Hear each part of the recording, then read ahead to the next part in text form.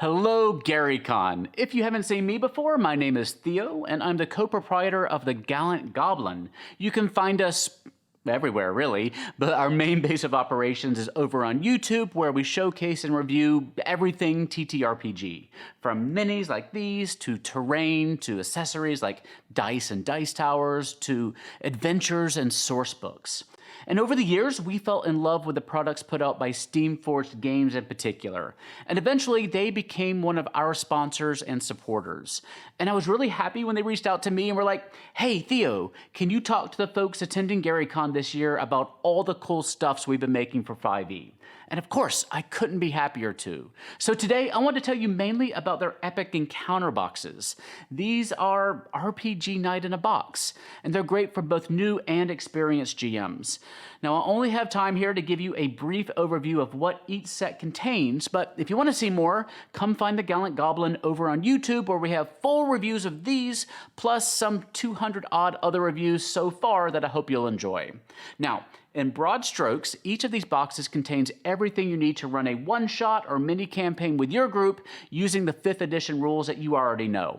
You get awesome unpainted minis like these that you can reuse in future adventures, you get a great double-sided map, and you get an adventure book. They're all designed to be really versatile, so if you're truly running a one-shot adventure for a new group, maybe at a con, then this will make it really easy. But each one also gives you lots of potential story hooks that'll allow you to drop it into your ongoing campaigns very smoothly.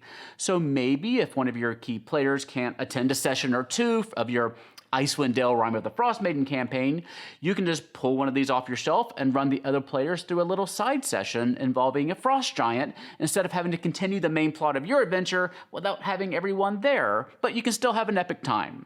Now, the Epic Encounters line here releases in pairs. For each set, you get a warband box and a boss box. And they're pretty different, actually, and not just because one features 20 cool smaller minis and the other one has one giant big boss mini. Let me show you what I mean by introducing the first set of boxes, Shrine of the Kobold Queen and Lair of the Red Dragon. Shrine of the Kobold Queen introduces you to Mother Krangor, a winged kobold seer who fills her followers with a fiery passion to remake the world in fire in the image of her dragon idol. She's brought along quite a crew as well. Not only do you get kobold spearmen, kobold archers, dual dagger-wielding kobold assassins, a mighty kobold champion, and a fiery kobold caster, but you also get kobolds riding bloody fire snakes and a big chunky basilisk with 2 kobold handlers. There's a big map that features a kobold encampment on one side and their caverns on the other. And finally, you get the adventure book, which, like all the Epic Encounter books, is adaptable to different tiers of play depending on the level of your party. Lead writer Richard August gives you all the stat blocks you need, of course, and leads you through an adventure confronting Mother Krangor. Shrine of the Kobold Queen tells a complete story, but there's an optional continuation path. Now, you may remember that Mother Krangor worships her dragon idol. Well, if you want to continue that story, you can get the companion box, Lair of the Red Dragon. This is where you can really see how the boxes diverge. First, you get this incredible unpainted dragon mini. If you check out our Facebook page and Discord group, you can see some examples of what our fans have been able to do with this mini after an afternoon of painting. It's really incredible. Of course, the set also comes with a cool double-sided map that's reusable and a series of tokens to represent certain map effects and to give you some kobold minions in case you didn't pick up Shrine of the Kobold Queen. Now, what's cool about all the boss boxes is that they don't necessarily tell a specific story in and of themselves. Mr. August and his team give you a ton of unique Red Dragon lore, possible story hooks, Red Dragon motivations, and they just do a deep dive on the Red Dragon personality and how they handle adventurers who may approach them in different ways. What would a Red Dragon do if a party walked right in the front door offering treasure and worship? Or what would they do if they ran in with guns blazing? You get all those answers. So instead of being a self-contained, single-use story, this box teaches you how to run a variety of Red Dragon encounters in different circumstances. And the Epic Encounters box also gives you additional Red Dragon abilities and layer actions that you can use to make the fight more cinematic and exciting. When you break away from the stat block and really throw something creative at your party, like The dragon sweeping its tail across the ceiling, dropping a ton of stalactites on the unsuspecting heroes, well, it can shake them out of their complacency and let them know that anything can happen, which is what makes our TTRPG games really exciting. Let's quickly look at our second set of boxes, Hall of the Orc King and the Caverns of the Frost Giant. This set is great for adventurers who may already be playing adventures in a more Arctic area like Icewind Dale. The first box introduces you to the Grimfang Orc tribe that's been raiding settlements in the north and building their power from their great hall in the mountains. Of course, you get some awesome orc minis, including spear and bow-wielding warriors, a grog master with his own special drinking mechanics, and 4 orcs riding polar bears. And what else could you really ask for? The boss box that released alongside Hall of the Orc King is the Caverns of the Frost Giant, which has one of my favorite Steamforged minis yet, and probably the best giant mini I own. And the most recent 2 boxes are Village of the Goblin Chief and Swamp of the Hydra. This particular set of goblins lives in a village in the treetops and feasts on poisonous frogs, which gives them some, let's say, unique abilities. And the accompanying boss box, Swamp of the Hydra, gives you an epic-sized 7-headed Hydra mini ready for priming and painting. You might notice that it has some interesting details as well, such as those bony protrusions along its back and vines wrapped around its legs and tail. Well, send your party out to battle this epic monster and they'll discover that some Hydras do more than bite and regrow heads. All 6 of the Epic Encounter boxes are available now over at steamforged.com or at your friendly local or internet retailer. And there's more on the way, possibly featuring this handsome scaly specimen. I hope you're enjoying GaryCon. If you'd like to see our full reviews, you can find me, Theo, at the Gallant Goblin on YouTube. And of course, we're also on Twitter, Facebook, Instagram, Discord, Reddit, Patreon, and Friendster. Well, maybe not Friendster. Go check out the Epic Encounter series, and thank you to Steamforged for having me today. Until I see you again, stay safe, have fun, love each other, and enjoy GaryCon. Hey, how's it going? I'm Jason Charles Miller, and today I'm going to be your musical intermission, or interlude, if you were. Anyway, I'm going to play some songs that are sort of gaming inspired in between games here. And this is one that I wrote with my friend Amy Vorpal for the show Foreververse, right after we had played a game of 7th Sea. This is called In This Town.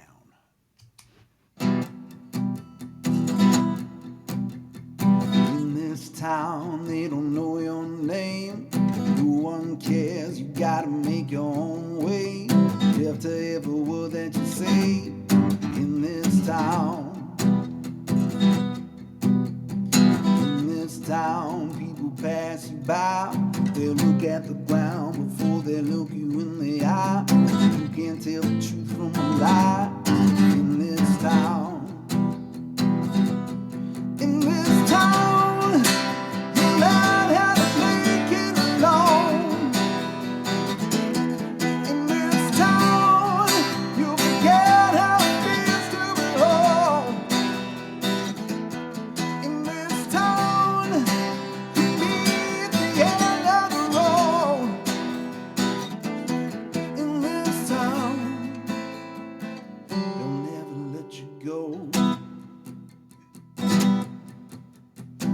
this town, they'll feed on your fear, show them you're weak and you'll just disappear. Your soul becomes a cheap souvenir in this town. In this town, you can't get out of back door. Nothing's enough, they'll just keep taking more. You're not the only one keeping score in this town. In this town, you learn how to make it alone. In this town, you forget how it feels to be home. In this town, you meet the end of the road. In this town, they'll never let you go. Fishes walk south by the sea. Church is over there.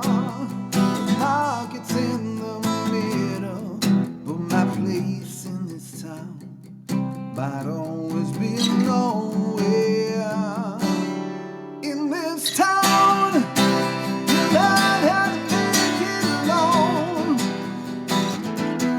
In this town, you forget how things to go home. In this town. Hey, how's it going? I'm Jason Charles Miller, and today I'm going to be your musical intermission or interlude, if you were. Anyway, I'm going to play some songs that are sort of gaming inspired in between games here. And this is one that I wrote with my friend Amy Vorpal for the show Foreververse, right after we had played a game of 7th Sea. This is called In This Town.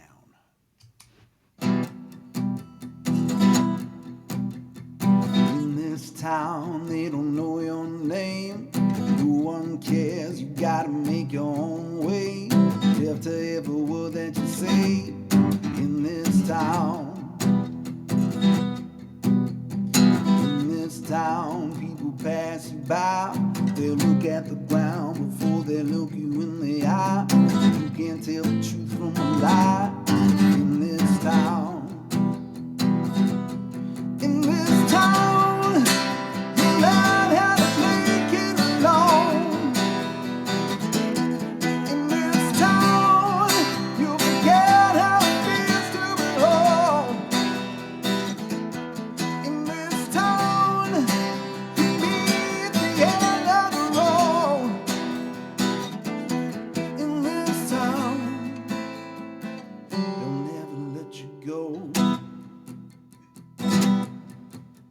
In this town, they'll feed on your fear. Show them you're weak and you'll just disappear. Your soul becomes a cheap souvenir.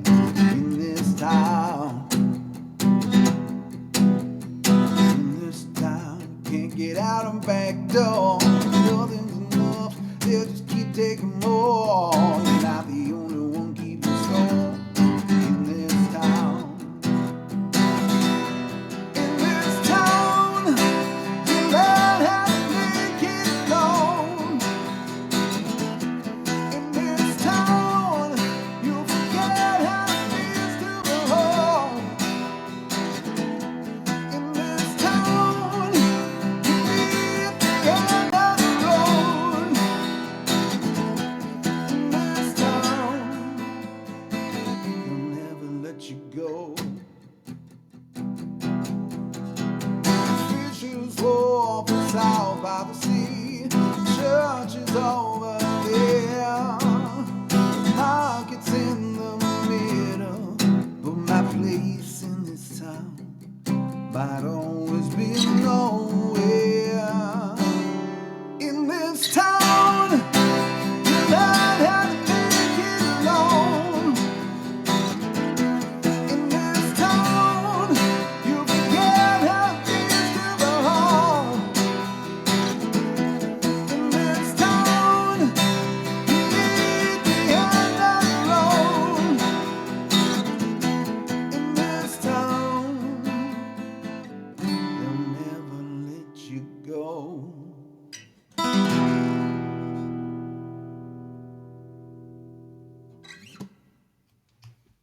Yeah, cool.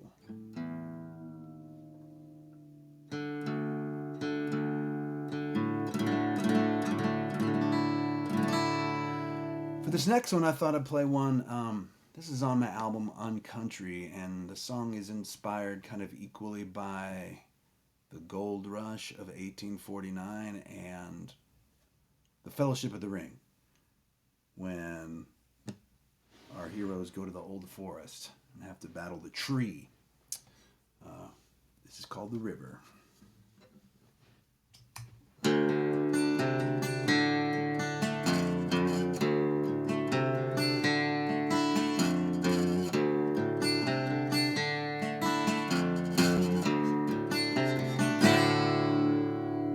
Waiting down by the river, another day panning for gold. Can't even remember what I got to sell my soul. Well, it's all kind of blurry. Can't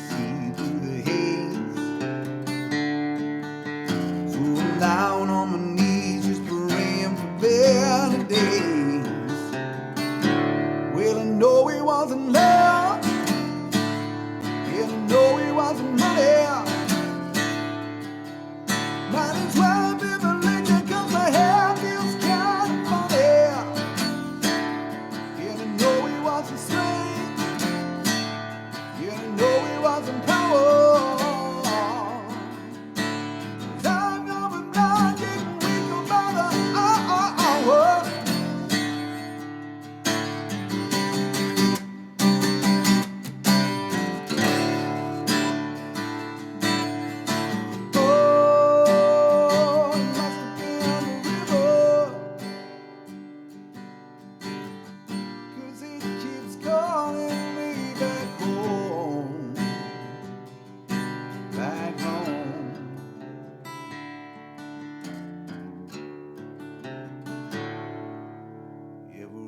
Just another memory.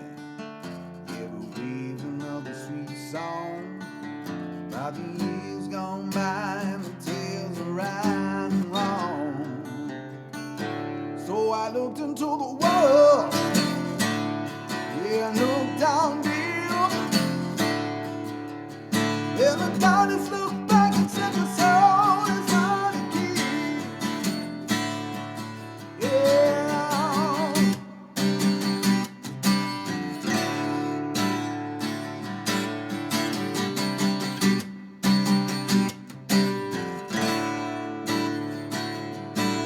So I jumped into that shape of cup. There's a Roman river for my simple soul.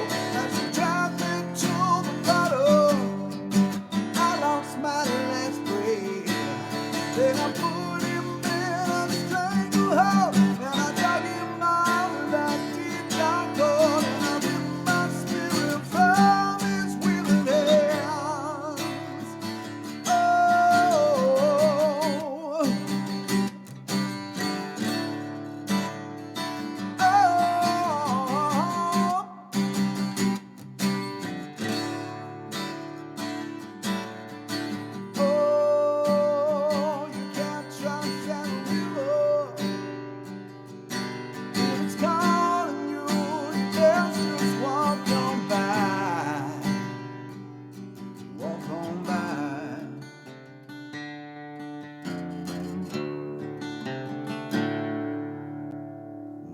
Down by the river, running away from the shore. Ain't gonna turn my back on the river no more.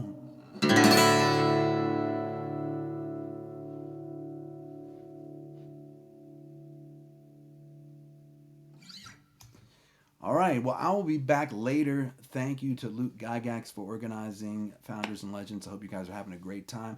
If you like what you heard, I have a show every Monday night on my Twitch channel, which is just Jason Charles Miller. It's called Miller's Music Mondays, and I have new music guests every week, sometimes from mainstream music to everything in between. And then I have a songwriting show on the CNE Games channel for Idle Champions, and that's every Tuesday at 1 p.m. These are both Pacific time, so 7 p.m. Pacific on Monday, 1 p.m. Pacific on Tuesday.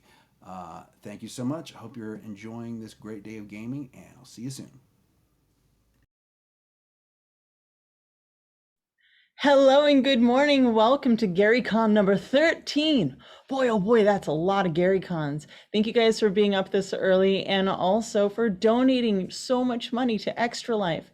If you haven't already, click the link in chat and you too can participate in donating to a really good cause for children's hospitals. We have a really fun game today. It's Sirens, the reunion. We've been doing this for about 4 years. And I'm so excited to get everyone here back. Yeah, it's like, I'm so excited. I'm shaking and I'm a little nervous because I haven't seen these beautiful faces in so long.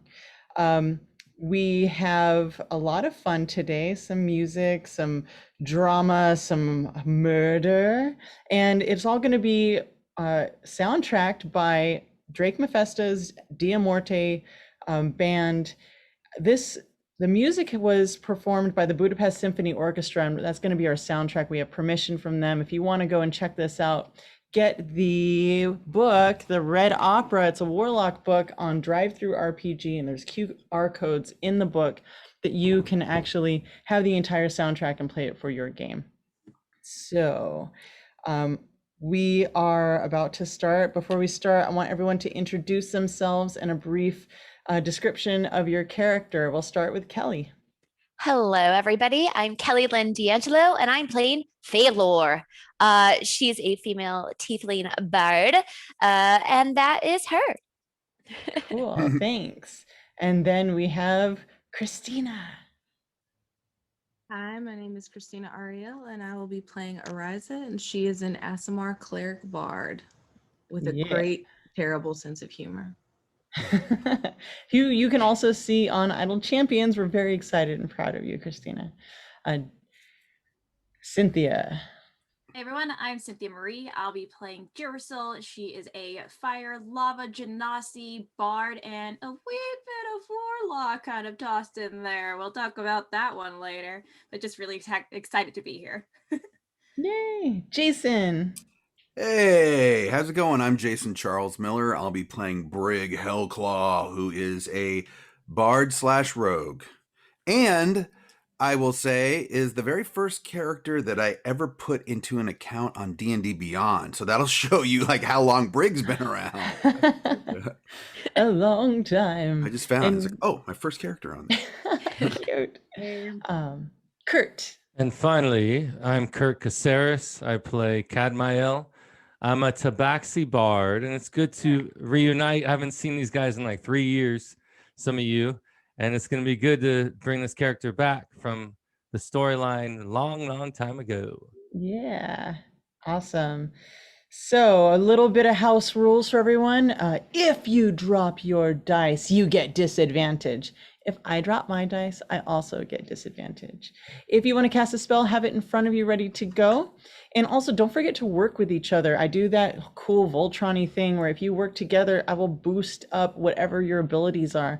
That's not just the help action of 1-on-1. This is like if 3 of you are like, we're down to do a thing together, just tell me what it is and we'll storytell it and it's going to be awesome. Let's see, what else? I think that's about it. Do you guys have any questions for me? Wonderful. Now, if you're all settled in, let's begin the Sirens adventure. And we're going to start this adventure with a little song that if you've seen us before, you probably know and love. And let's go. Let's do it.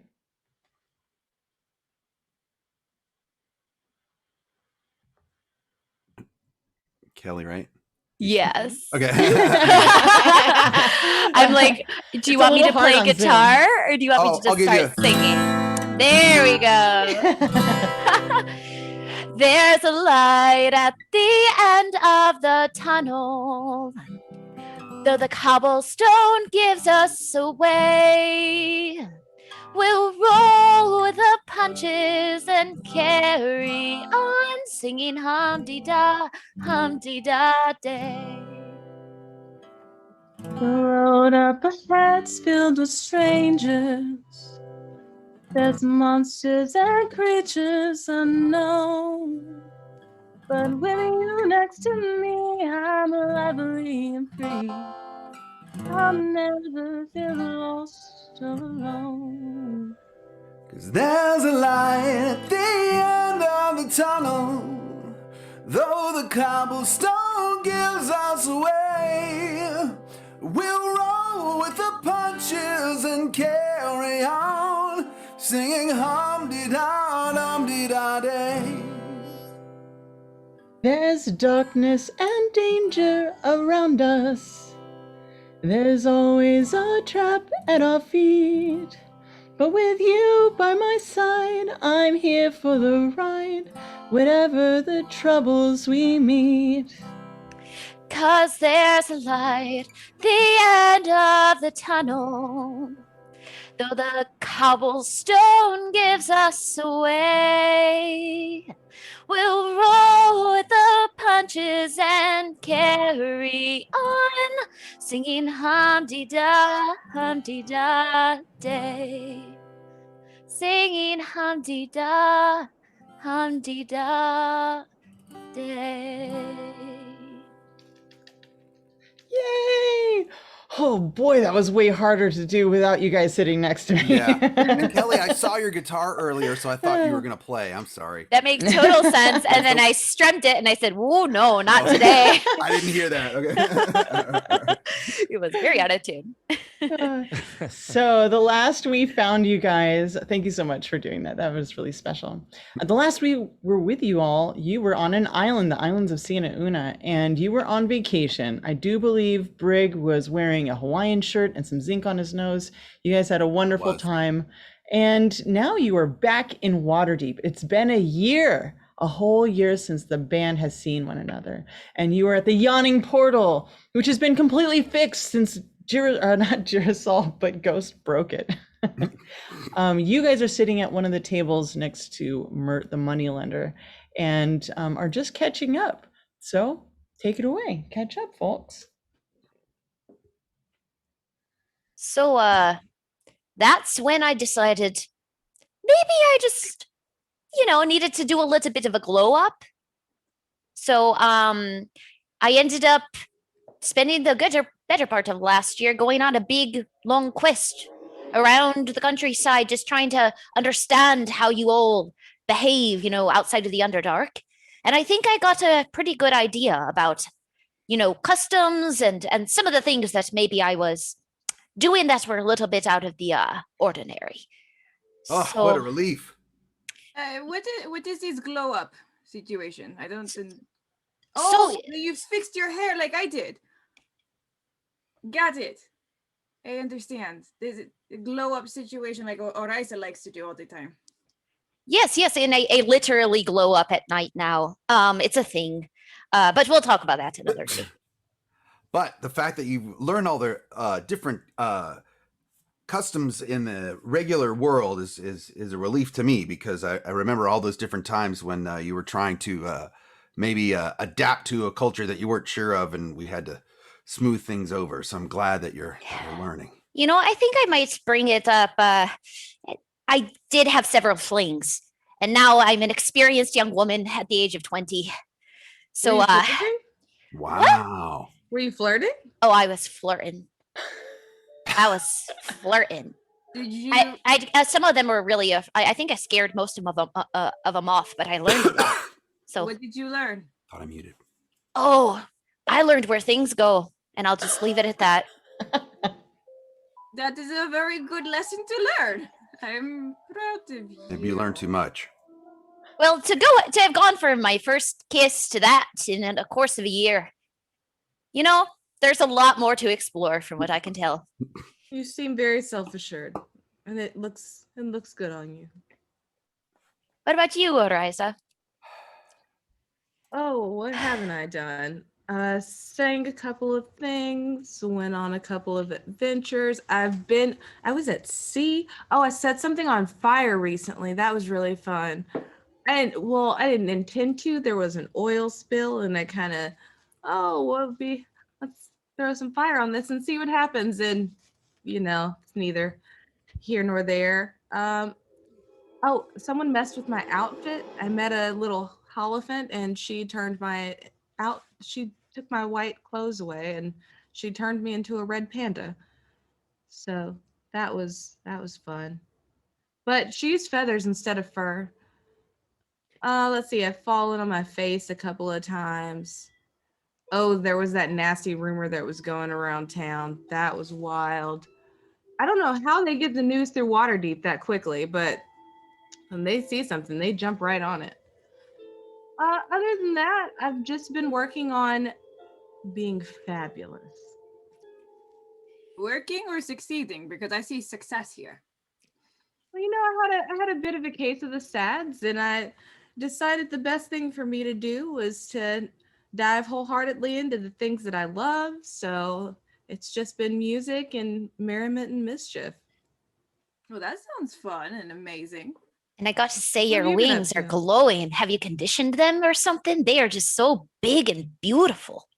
Well, thank you. I've decided that walking around with them out is just kind of a flex, if you will. I was going to say, you don't normally wear your wings out often. It's growth. Literally, it's kind of a growth out of my back. They are beautiful. I'm very happy to see them.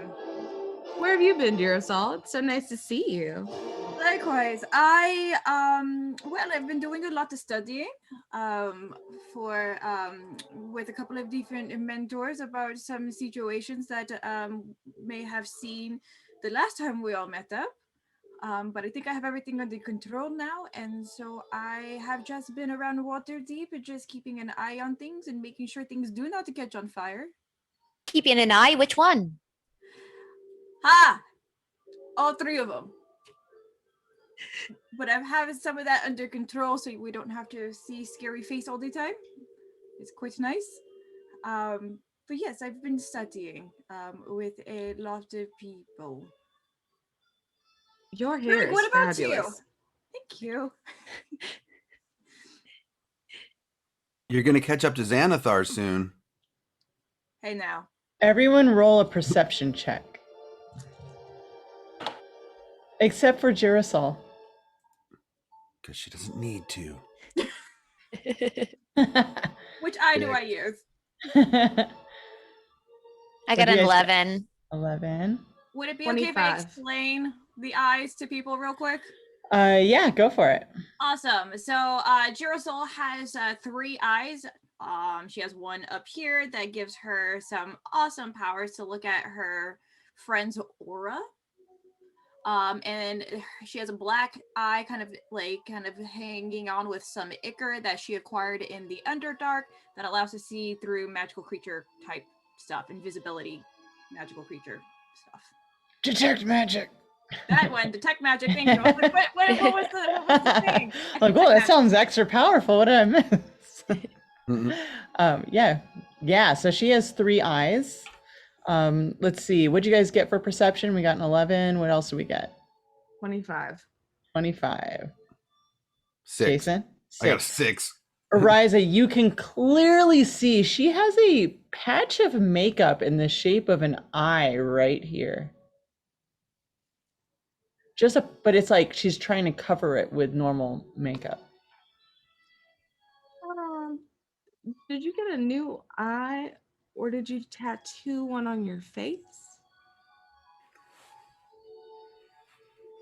No. Down. It's like You're a telling me you closed put your eye. makeup on and you didn't realize that there was something on your face. You know, there's a lot that has happened on Isa to my face that things just kind of keep going all over. I don't. Can I move this eye? It looks like it not opened yet.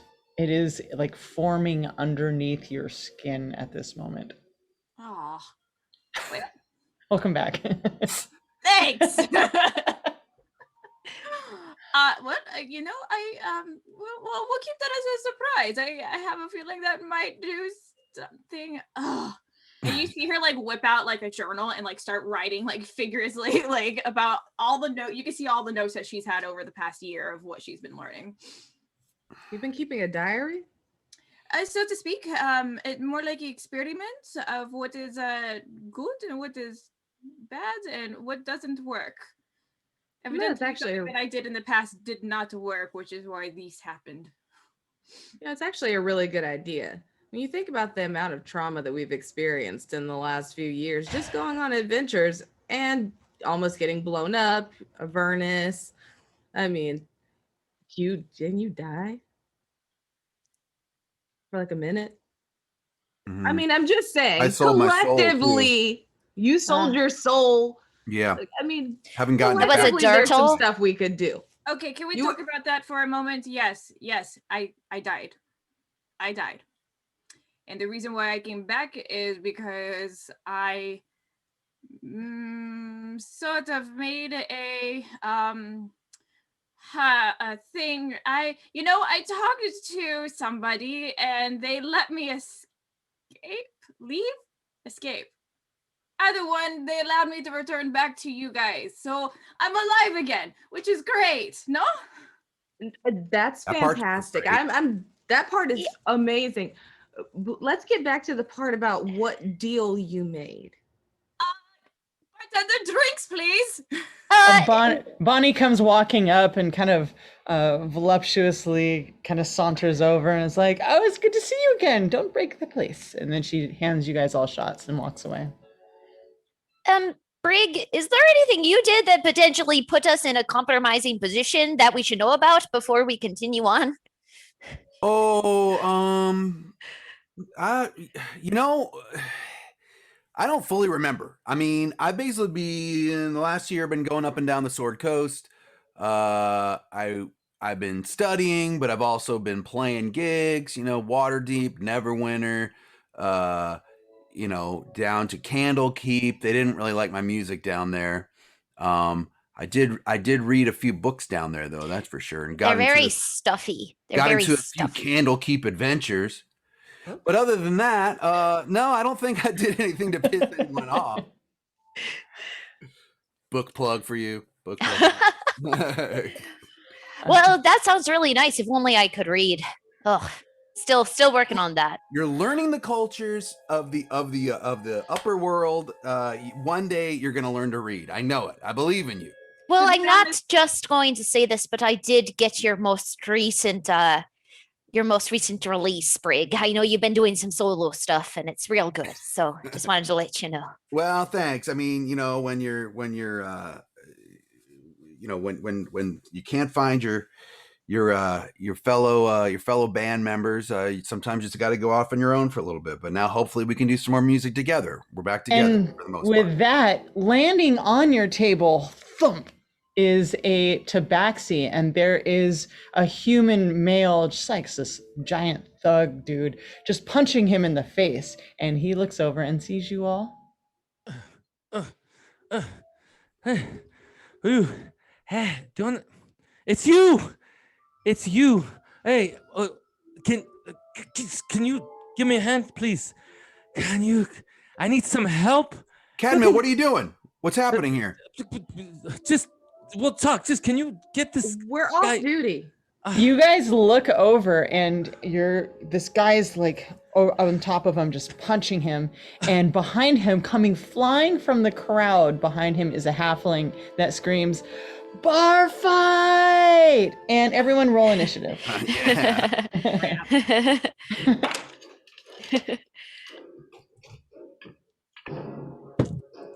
All right. 18.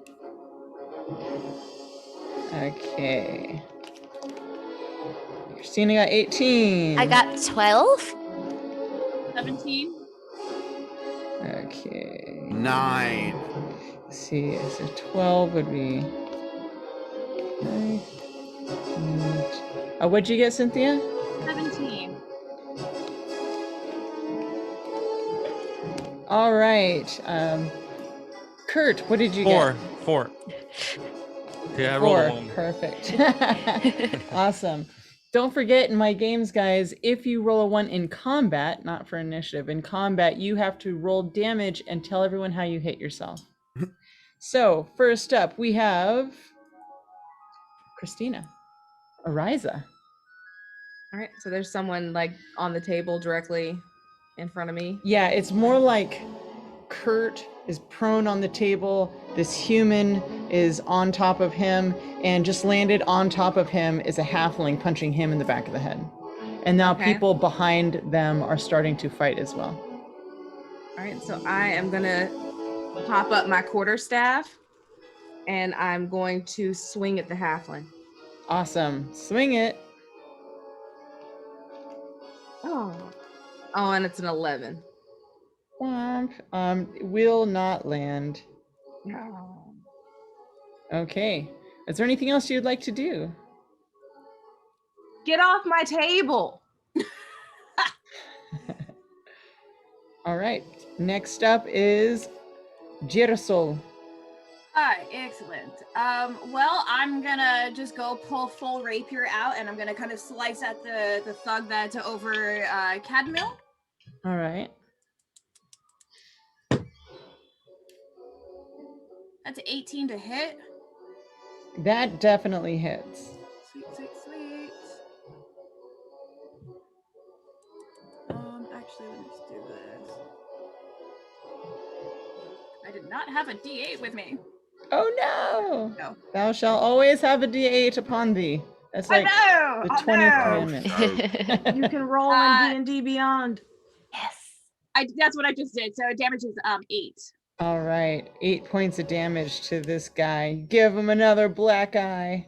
Yes, and I am a 2-weapon fighter. So as I'm kind of slicing up with my rapier, I'm taking my bladed whip from my hip scarf, and I'm gonna whip him with that too, and whip it good. Yeah.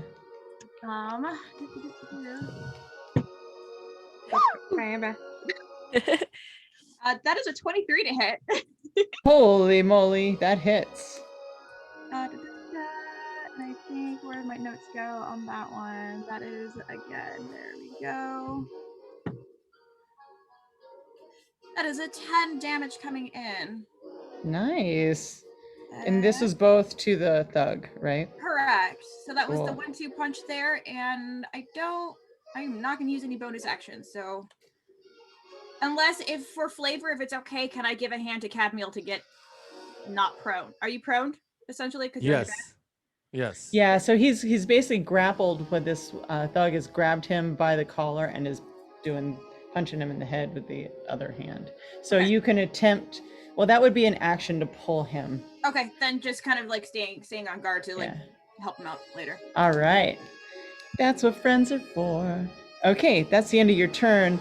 The thug is going to attempt to hit not Kurt, Cadmail in the face. And that is going to miss. You are a wily cat. Even at disadvantage, at advantage, he is not going to hit you.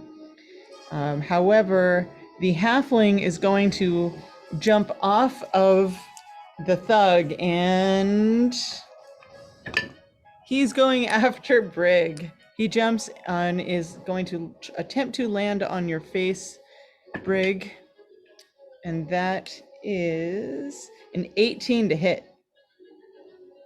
Oh yeah, that hits. All right.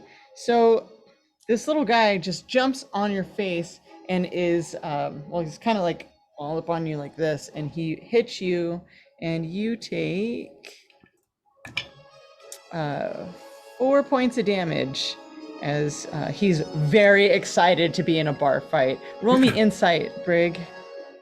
Inside? Okay, sure. Yeah. By the way, when he hits me, I'm like, God, I need to get new armor. 15. I got a 15. It looks like maybe he's always wanted to be in a bar fight. He's really excited about this. Oh. All right, The next wrong up. crew. Next up is Phalor.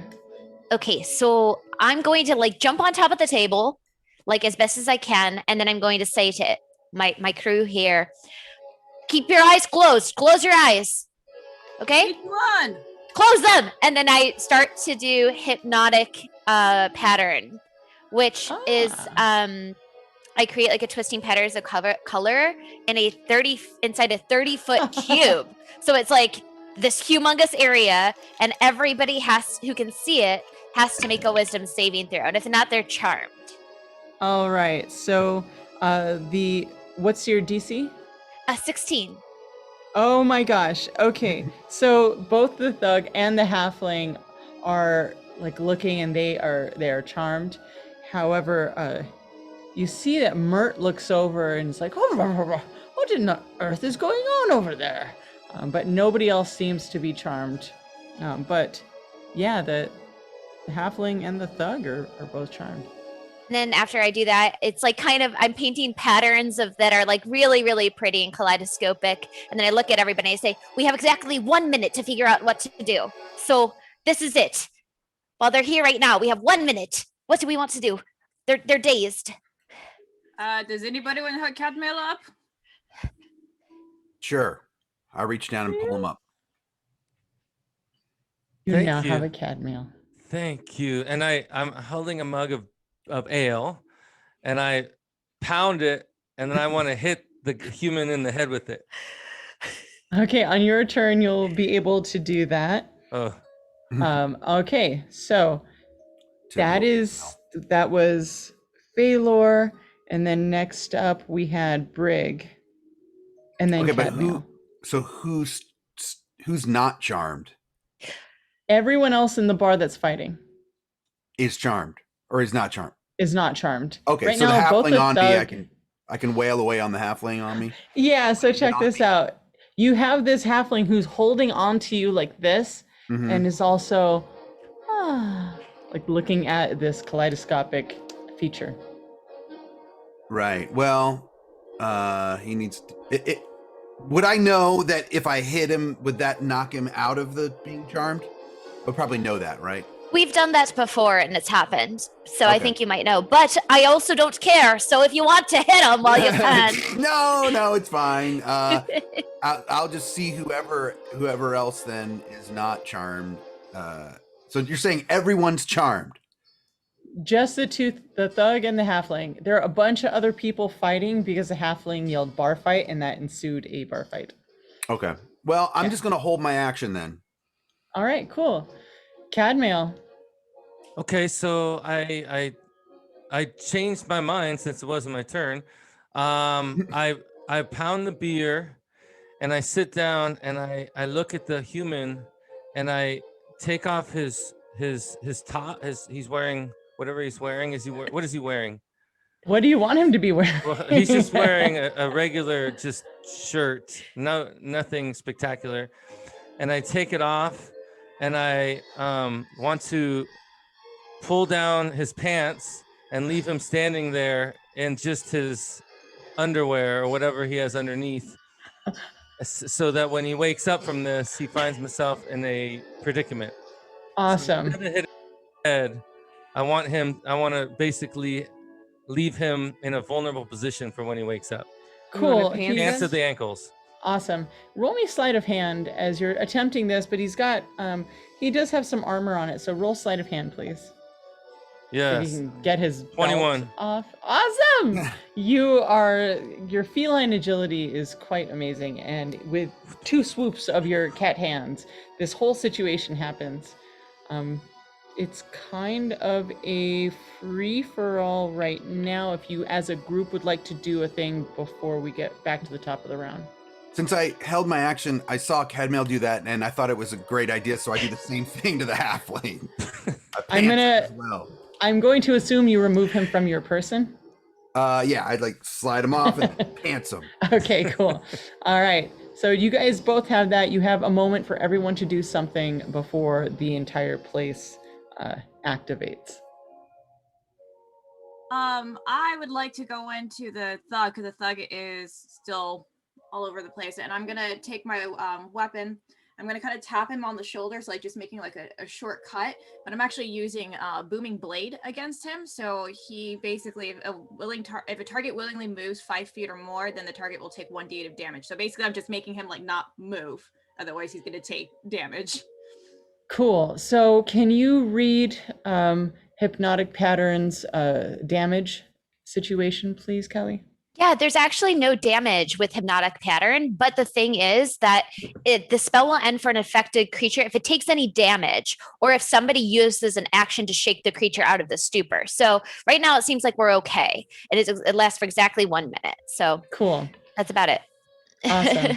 Now, so it's automatic. He doesn't have to roll another save for it. No, it seems Cool. like the charmed creature is incapacitated and has a speed of 0. Nice. Okay. So back at the top of the round, we have Ariza. So everyone seems to have this fairly under control. So Riza is going to sit back on her stool and grab her drink, and she's going to sing her Yawning Portal song. Don't drink, let's just party. We'll drink all our sorrows away. Next round is on Durden. He'll carry the burden as we drink all our sorrows away. Woo!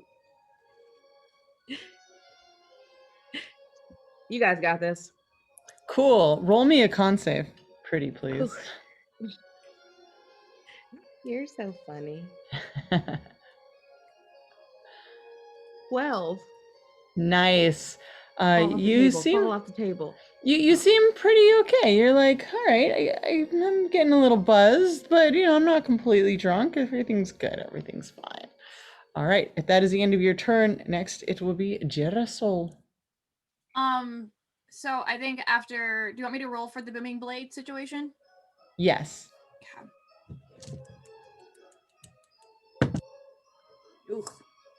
That's a 25 to hit. Yep, that's gonna hit. Awesome. And the damage was 8. Oh my goodness. It's 8. Yes. So Fantastic. if he moves willingly 5 feet or more, basically if he chases after Cadmail, he will be hit with 8 points of damage. Beautiful. And it's booming damage, I believe. Yeah, thunder damage. Nice. It doesn't move him at all, does it? No, he just Cool. has to sit where he's at. Nice. Okay. Is that the end of your turn? Yeah, I'm not gonna do much else. I'm gonna go sit down with Ariza and grab a drink. Awesome. You do that. It activates as our thug goes to leap after Cadmail and tumbles forward as he has been pantsed. His underwear is still on, but he has been pantsed, and Topples is now prone on the ground and has taken another 8 points of damage. Shame on you for chasing a tabaxi. Cool. He lands face first on the ground and is not moving anymore. Next up is the halfling, who is also on the ground. He turns to attack Brig, and he also face first on the ground, and he starts cursing and laughing hysterically. Oh wait, no, he doesn't do that because he didn't get booming blade. Darn, I was so excited. That is what Brig is thinking was going to happen after seeing the thug do this. Perhaps it'll come true one day very soon. Okay, next up we have Phalor. Yes. So seeing that the fight is kind of like getting thick here, and this just seems to follow us around every time we come to the Yawning portal. There's always trouble. So I stand up as tall as I can. I try to get like maybe even on the bar. Like I rush over, kind of push through people if I can get there in time. And I climb up onto the bar and I stand on top of the bar. And I'm going to use thaumaturgy to shout something incredible that's going to make everybody calm their boobs. Let me think. Free drinks! Oh. The bartender looks at you and goes, let's see, roll me persuasion or performance, one of the two. Okay. Ooh, performance. I want to roll performance. I got a good one there. Okay. I don't even know how to do the math. That is 28. Oh my goodness, very cool. Let's see. Over half of the crowd stops and rushes, but now they're kind of getting in this bar fight, like trying to push each other out of the way. And the bartender looks at you and is like, I can't believe you just did that. You're gonna owe me big time. And he sets out a whole string of shots, and just you see him grab this bucket from underneath the bar and just starts pouring the bucket into a bunch of shots and lines them up, and people are enjoying themselves and drinking that way. Good job, Phalor. Next up is Brig. the expensive stuff. Okay, so the halfling is prone now. Not prone. That was a fantasy that you had in your head because I messed up. Oh, so he was able to avoid the pantsing. somewhat. No, he's definitely pantsed unless you also proned him. No, that's fine. Okay. I'm gonna whack him over the head with my loot, my war loot. Awesome. And I get. Doesn't your war loot have like spikes and like an axe on it? Well, it's made out of iron. Yeah, for sure. I get a 21. Yeah, that's gonna hit. And he takes. He takes 13 points of damage. Holy moly. He quirks a smile as he is no longer hypnotized. Is there anything else you'd like to do? That is, I send I send message with my bonus action to Phalor, and I say drinks on me, Mert the moneylender next time. Thank you. Okay. Nice. Okay, Cadmail. Okay, so the human is on the ground, correct? The human is on the Yes. So I Yes. want to check it. Can I check his pulse to make sure he's okay? I want to check on him. Yeah. Okay. So I check on him. Medicine. Roll medicine. Yes, and that is a 19.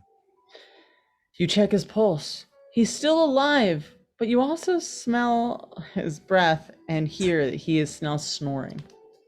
Okay, so I want to can I grab one of those drinks that she ordered off the bar and try to wake I want to try to like wake him. So I want to pour it on his face and slap his face a bit. Okay. Do I know so him? Do I know him? You do not. This I is don't know a him. patron Stranger. of the bar that Okay. you may have said the wrong thing near. Okay. Yeah. Now I feel bad that he's hurt. So I want to grab it and pour it and try to slap him awake. He wakes up. What happened? You. It's okay. It was just a fun little fight. Get on your feet. There's more. Go find somebody else. Let's see you have a good swing. All right, But- roll persuasion. Oh yeah, that's just a 9. He looks at you and goes to grab you and starts to laugh. And he's loosely grabbed your shirt. You're not grappled or anything because it's not his turn, but he looks like he's about to hit you. But he also looks very weak and smells super drunk. Okay. I just right. laugh back.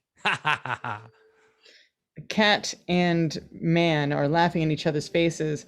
Ariza, it's your turn. Mhm.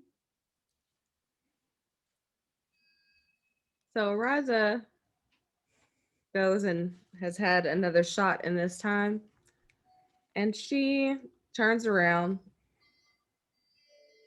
to the first person that she sees standing behind her, waiting for a free shot. And she punches him. Just gonna up and punch a dude. All right, cool. Roll to attack. You wanted You a have bar advantage. fight? We're having a bar fight. It's an 18.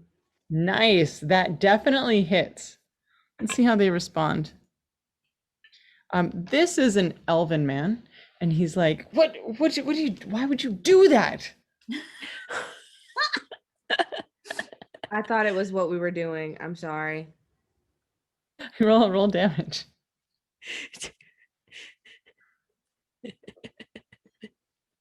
What'd you get?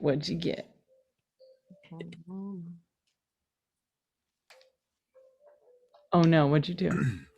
I got a crit plus 6, so I got a 26. Oh, what was your wait. damage? Your damage. No, hold on. Why is it doing 3 bludgeoning damage? Yeah, basically, yeah, smack him in the face, and he's like, a waste of a why crit. would you do that? And he takes a shot and like shakes his head and walks away back to his table. Can I go and grab him and I'm gonna be like, hey, before you go, my bad. And I'm gonna like try and hug him. Okay, roll. Give me a Roll contested. Yeah. So basically, it's your strength versus his strength in athletics. Mm-hmm.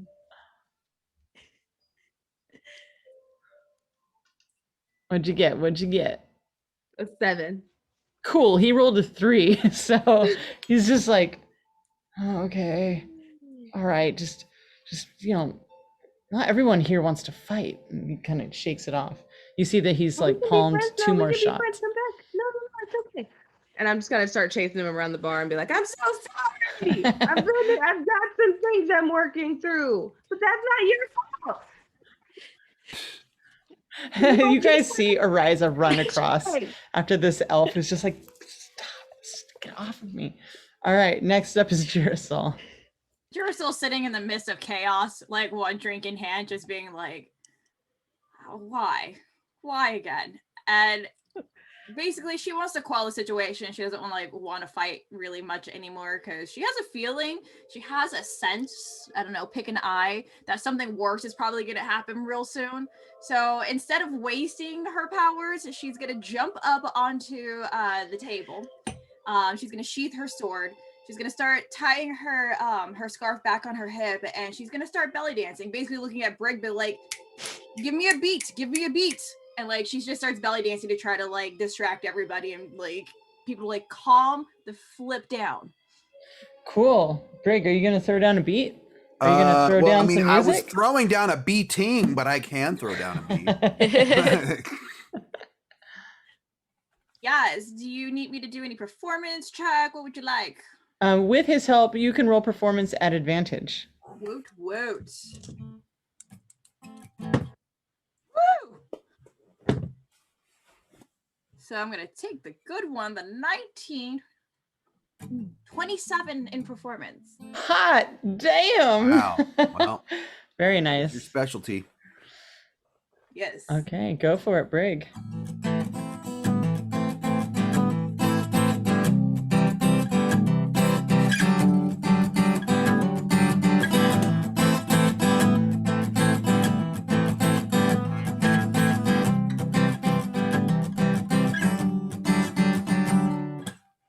Something like that.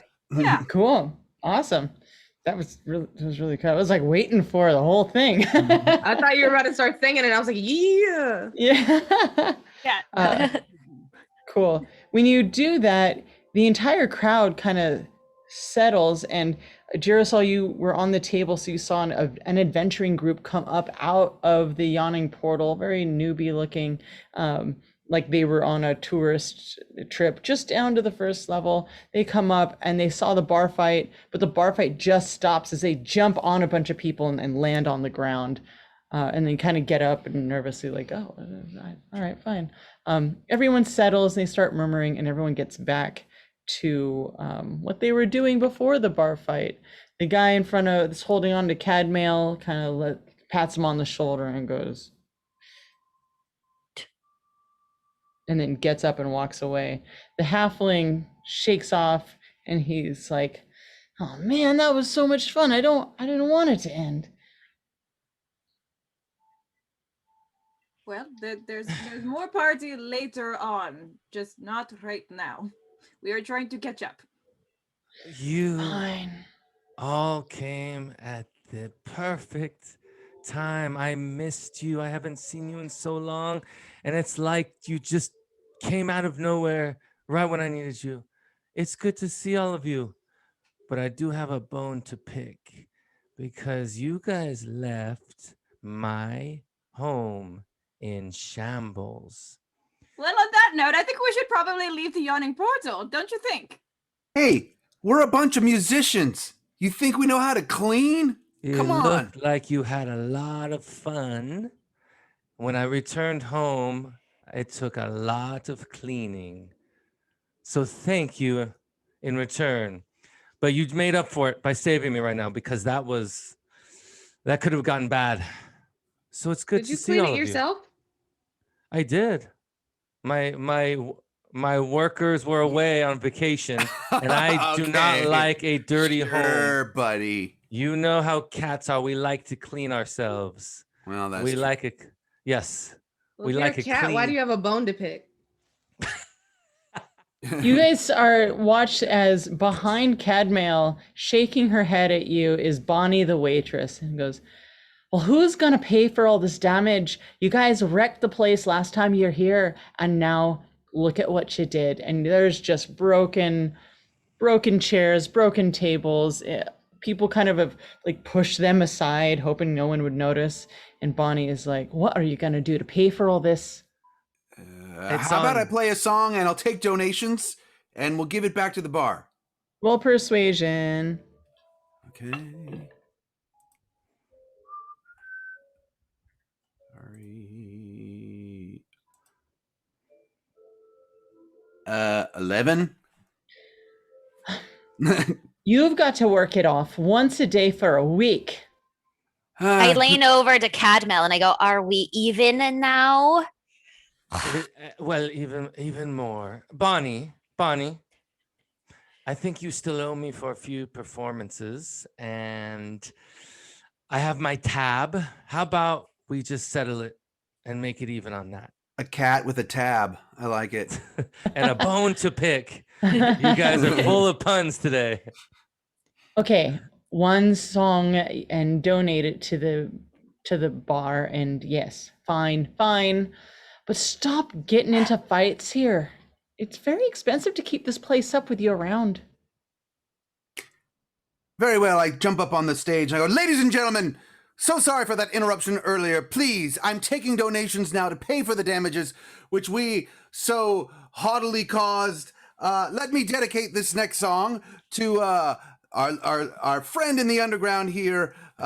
You know him well. This one's for Xanathar. I met a Grong in Gauntlgrim who tried to win a bet, but then the drow who clearly won turned him into his pet. I met an orc from Glimmerwood, his future was so bright, but then he met an Artiog and didn't win the fight. But then I met the one who told me that I could go far, that young and handsome bold beholder known as Xanathar. And he said, I've got my eye on you, I've got my eye on you, I've got my eye on you, I've got my eye on you. I met an old in Snakewood and I really liked his shield, but then he met a cavalier who didn't like to yield. It seems that every path I cross is riddled with a curse, but every time I come out fine, so I guess it could be worse. Because I know the one who told me that I could go far, that young and handsome bold beholder known as Xanathar. And he said, I've got my eye on you, I've got my eye on you, I've got my eye on you, I've got my eye on you. Ladies and gentlemen, please donate as generously as possible so that we can get out of this situation alive. The entire, holy moly, the entire bar just like stops, turns, listens. Yeah! And you guys get about 50 gold pieces. Oh, wait, no. Whoa. Wow. That is 10 and 5. 150 gold pieces. Wow.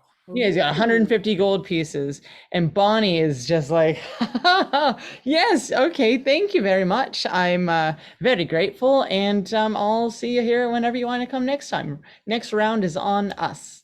And Cadmail, you've got a big tab, so half of it is taken off, and yes, okay. Don't and give us that stuff from under the bar either. She takes all the money and she walks over to the bar, very happy. At this time, you guys see that there is a purple and pink glow emanating from behind a door near you. Really? Nope. Huh. Someone said nope. You No. feel the threads of music coming from behind it. If Ghost was here, she probably would have gone through that door immediately. So in the spirit of our siren sister, perhaps we should go?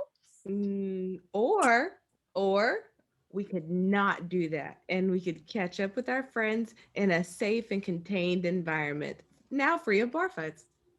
Speaking of safe and contained, though, don't you kind of feel that to avoid what just happened, we should just make sure that that thing behind there isn't gonna cause any trouble? No, I don't feel that at all. DM, I'm gonna go ahead and investigate the door with one of my eyes. Will one of my eyes pick up on what is going on over there? Cool. You walk up. Please roll me investigation Yes. at advantage. You have an eye on your cheek. You're cheeky. I'm cheek. cheeky. Full of them. You cheeky little devil. That's a 19 on investigation. Cool. Definitely magic is coming from within this, except for it feels good. Your aura, you're able to kind of reach out with your third eye, Mhm. and you sense goodness. You sense a calling to you specifically, not just you, like your group. It seems that something is kind of trying to woo you into this room. Well, I don't sense any real imminent danger. In fact, it feels like it is meant for us to go through. So, what I say, I understand your trepidation as every time we go through a door or a portal or something bad happens. However, with all of the eye situations that I have my eye on this situation, and I think we will be okay. You got your eye on you. You. Can I ask Bonnie? It was Bonnie, right? Yes. Bonnie, I'm sorry to be of bother after everything that just happened, but what's behind? Where does that door happen to go? She looks over and goes, "What door?" Oh, never mind. I'm a little drunk. I thought I saw something. Thank you. And I walk away. Nobody can see the door but us, huh? No, she doesn't see the door. I asked her where the door led. She said she didn't see anything. She's worked here for years, so she would definitely know if there was a door there. So there's no door there. Oh, there is for us. Oh, let's just go through the door. I just Okay. start walking Yeah, through. we should do it. I follow. You open the door and wafting this beautiful scent of frankincense and copal just like waves and washes over you. And sitting at a table and with enough chairs for the lot of you is a woman with pink and blue and purple hair. And she's sitting at this table and she's glowing like kind of like Girasol's or Cynthia's background. She's kind of like emanating this radiant glow, and in front of her are a bunch of broken mirror pieces, and she looks like she's kind of meditating in front of it. Hello? That's blind. Ah, hello, Sirens, welcome. I've been waiting for you. Evidently, are you a scryer or some sort of seer with the broken glass in front of you? I am, and you all walk in, the door closes behind you, and she goes to raise her hand up like this, and four more hands and arms come out her side, and they're kind of just swaying like this. And she goes, "I am the mother of mirrors. Please take a seat. I have information for you about the Emerald Cabal." I whisper over to Arias and I go, "Hey, remember that time you said nope?" Yeah. Yeah, I'm kind of with you on that now. I sorry. I mean, I know that ship has sailed, but just wanted to put it out there before we die that you were right. You know, I don't care. Oh, you're being trepidatious. When do we not walk into trouble? Like when? When do we say, I will not walk into trouble? I will sit through trouble and I will mind my business. When is that going to be an option? No. We Never. walk in and there's a lady with the. Here's the problem, Arisa, is that if we do just sit and not do anything, the bat is going to follow us anyway. So you can either just sit there, or you could be proactive about it and be set and ready to go before it happens. So the door closed, and can I go check to see if it's still there? Yeah, Is it behind still- us? The yeah, door's it's still there. Yeah. Can I try? I want to try to just open it and peek out. You it peek open? out, and people are enjoying themselves on the Okay. other side. And close it again. Okay, so the door still works, and I want to take a seat. To be honest with all of you, the last time we got involved with the Emerald Cabal was because Vlanya was missing. Do you think she might be missing again? Have any of you seen her? To be honest, I haven't seen a lot of you guys in a while, so maybe there's something that happened in between.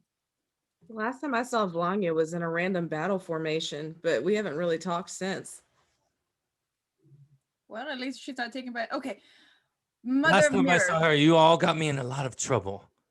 And it looks like we're going down that path again. And You you got attract- us in trouble 2 minutes ago, so sit down. I am sitting. I'm sitting. Sit. Duracell, sit right here. I stand Dancy behind Oracle him. lady. What's your name? I am the mother of mirrors. But you don't have like a moniker, like besides like I don't know, like like a. You Mother could of Mirrors. call me Yes. mother of M-O-M, mother. Mom. Can I just call you mom?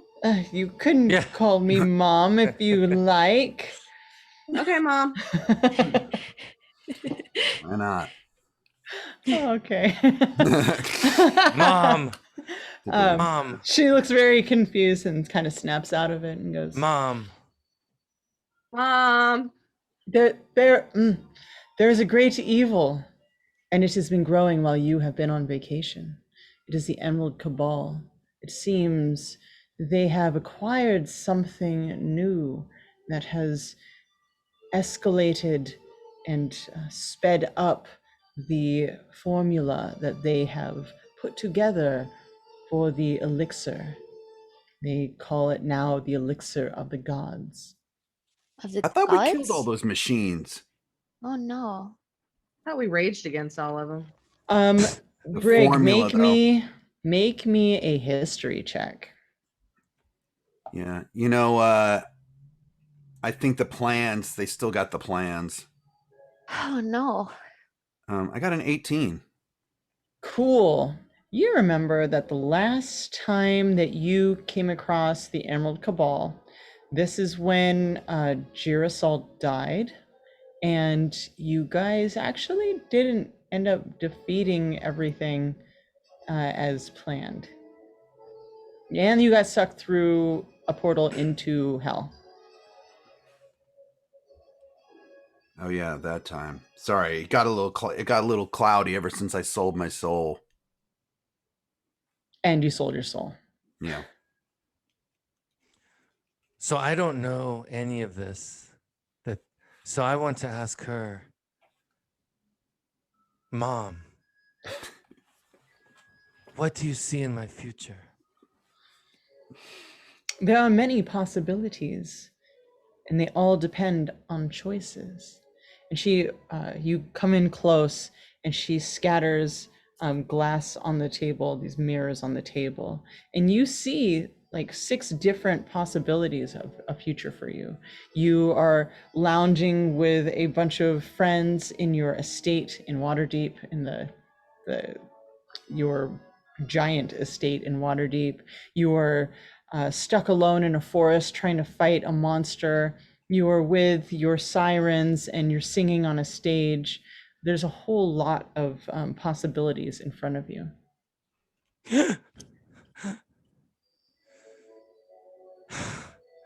And I turn away. I can't see. I see the possibilities, and it freaks me out. And I get up off the chair. I can't look at that. She holds up 3 of them and says, "These are possibilities should you do nothing." And you see like the world ending, you see the poverty and disparity, you see the like nobles taking over and people in the streets dying, you see a whole lot of bad Emerald Cabal stuff.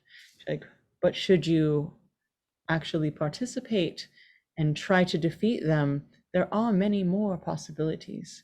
You are not the only ones Vlania has tasked with defeating the Emerald Cabal, but you are still required for this to go as planned. It's a Mom. shame. Yes, dear? What if I don't want to? You don't have to. Nobody is forcing you to do anything. But if you make no choices, others will make choices. You can go about your life and do as you will, but so will the Emerald Cabal, and evil will win. It seems we have no choice because the final outcomes are all bleak. I didn't see one positive outcome if we avoid following this path. It seems that we have to go do this. So there's only one path of action that we can take. There's only one future Darkness. where we win. Well, I got What- to say, all of us working together, it seemed like we at least delayed their plans. Bought us a year of being able to do what we wanted to, I guess, a little longer, even though I missed you all. I got to be honest, I just kind of want to go on a journey with you guys again. It's been a while, and even if this gets us kind of in their direction, I mean, chances are we'll probably get sucked into another portal to hell and have to save one of our souls or like sell something again. So might as well just go for it, right? I'm in. Yeah. Yes. It seems we have And no if I choice. can find 2 souls to give back to that devil, I get my soul back. So, I'm always thinking about this. Just so you know, so I really can't die, but Well, maybe I we can trust get you some guys. souls from the Emerald Cabal. They're pretty bad people, and Yeah. maybe that's the thing. they're Finding yeah. 2 really evil dudes. Can we not talk about souls at the moment? Please, it's a little bit of a sore subject for me. Fair enough. A vacant I will shut up subject. now. So, Mom, where do we begin? Do we share our choice with you, or can you guide us in the right direction? Something is interfering with my vision, but I have pieces of a puzzle for you. She holds up one, and you see Vlanya. Vlanya is in a room and she's scribbling furiously into a book, and you see her fly up and pin something to a wall, and it kind of pans out, and she has a completely different conspiracy room. These red threads are now cascading up a 2-story conspiracy room. She looks frantic, like she hasn't slept in days. She holds that glass up. Another hand comes out, holds another one up. You see another type of machine, other Emerald Cabal, and these crates, but it's really blurry, like she can't quite focus on it. She's like, I don't quite see where any of this is happening. I have located some of the Emerald Cabal to a specific part of the forest near Candlekeep, but I can't quite see everything clearly. I don't know what is in those crates, and time seems to be shifting. It's as if something's interfering.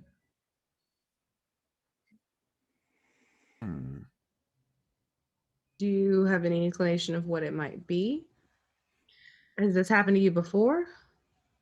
It has not, but they've gained a lot of power recently, so I'm not quite sure why. None of us are perfect, and this is the best I can do, which is why we all need your help. Is And there Go break. ahead. I was just thinking, is there an easy way to get to Candlekeep? Isn't this really far away? I believe you have a chariot waiting for you outside. An old friend, perhaps? Chariot. Apples. Old friend. Yeah. I quickly search my bag for an apple. Roll me a history check. I believe Ariza already remembers. I remember too. I rolled a natural 1. Cool. You have no apples, and I'm very curious as to why that is the case. Yeah. Huh? I rolled a natural 20 plus 4, so a 24. Ruby's Mark. He's It's waiting us. for you outside. He's got a gilded carriage just for you. He's been taking you all over. He took you, all over town in We remember. Yes, he took you all over town to the Castle Enters. You had a real nice time. He helped he's, us. Wasn't that when you turned into the dirtle? He helped as well. Ruby's Mark was there. How could I forget? Dolphin Turtle. Dolphin turtle. Mistress, I have a question, if you don't mind. In those outcomes that you have seen, is it possible that you could have you seen what these, and I like show her the eye that's kind of like starting to form. Do you have any idea of what that might do? Come to me. And she reaches 2 arms out to you while the others kind of prepare. And she wields some more glass and puts them on the table. And she grabs your face on the other side, not with this. And the two of you, much like your old mentor, go into a dark, dark cave in your mind. And you suddenly see an eye open and another eye open and another, and boom, boom, boom, these 10 eyes are floating around. And then you see one great eye in the middle opening. And then she's like, you have so much power, and it doesn't look so good for your future. You should look into that. And she like points at your face. She points at the eye that's kind of growing underneath the skin in your cheek. And Basically, you look Girasol down. doesn't say anything. She just like balls her hands up, but you can see like smoke starting to come out because she's visibly like upset about stuff. As a lava fire genasi, you've seen Girasol pissed off before. Her hair turns back into liquid lava and starts to drip onto the ground. I lean over to Brig and I go, we might have to try to help her calm down. She's gonna burn a hole in the floor of the chariot. Oh yeah. What can we like catch the lava somehow? Don't we have some sort of? Couldn't we catch the lava in the bag of holding? Well, there's also yeah. No, wait, maybe not. Is that a But good it might- idea? Nah, probably not. If there's anything else in there, that's it. Hmm. Well, let's just hope we get there fast enough so the lava doesn't burn through the bottom. Do I hear any of this, or is this all a whisper? You guys are sitting right next to each other. I appreciate that you guys care about me calming down, and so that I don't wreck the carriage. So I will come behind you in a moment while I take a breather. Okay. As Very long as easy you're to not cool hurt, down. you're not hurt or anything from what you just experienced. You okay? No. That's okay to be not okay. Okay. I'm gonna stop saying okay. I'm gonna just walk out the door. Okay? Okay. And so Baylor, Baylor like turns around and wants to walk out so badly. roll me a perception check as you had walked up to her to kind of say this. 17. Cool. When you glance down at all the glass shards, all the mirror shards on the table, you just see eyes. You see about 11 eyes. Okay. I clock that, and before I leave, I turn towards Mom and I go, "Hey, Mom." She doesn't seem to enjoy that word, but she is like, okay. It's not often that I ever talk to somebody who can like see the futures and stuff like you do. Do you want to throw anything my way? Is there anything in my future? Real quick before I go, I just want to take advantage of the opportunity. 4 arms come out with glass shards. Roll me Arcana. Oh, okay. That's a 6. Nice. She looks at you and says, you will go on many great travels, but you are going to become something different. Something different than you are now. You have a fork in your road. You'll have to make a great choice. Boy. Phalor like knows exactly what that is. And then she just like she's very jovial usually, and her face like goes completely like drops, and then she just turns and she walks out. All right.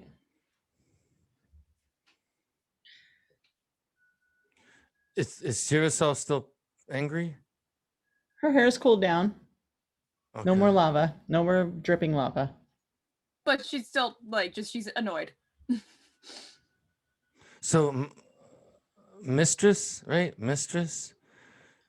Should we pick a piece? Do we pick a piece of glass, or do we choose a piece, or do we just follow your advice and leave? She hands you a glass shard.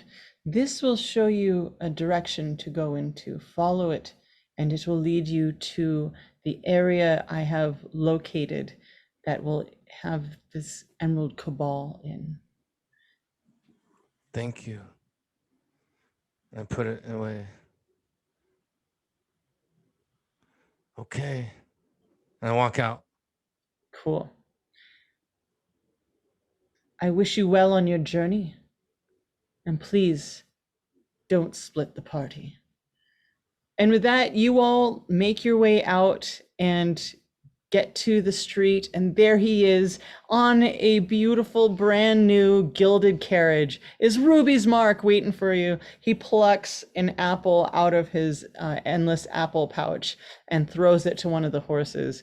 And he's like, what took you so long? And that's where we're going to break. For now, we're going to go on a bio break. And then when we come back, we're going to go on the rest of this adventure. Thank you for answering the call, and thank you guys for watching. We'll be right back.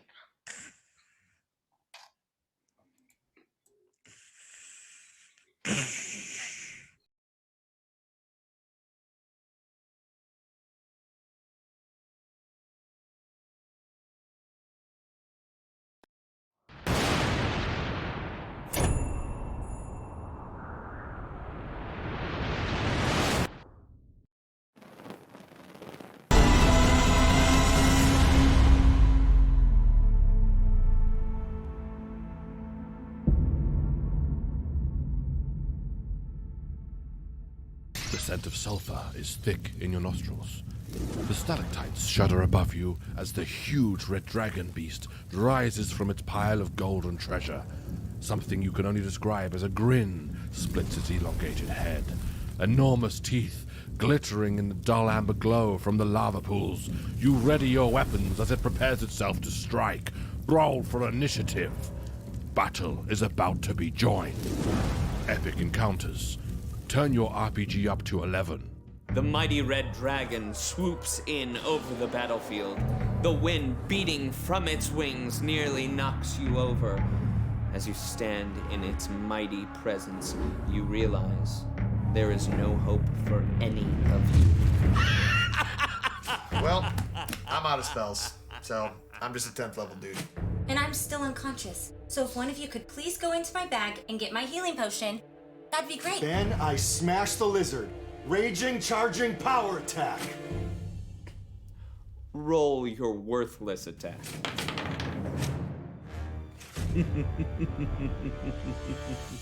Your pitiful attack glances off the dragon's scale, and it opens its mouth, casting you in the molten glow of its inner heat as it prepares to release its fiery breath upon you all.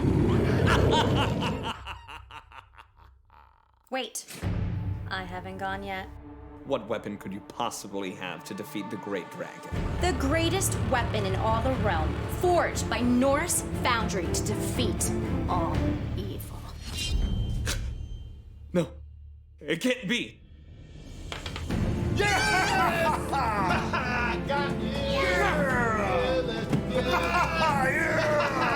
Take up a fight against evil with the finest weapons in the realm at NorseFoundry.com. And be sure to watch Dragons and Things every Friday night on Twitch.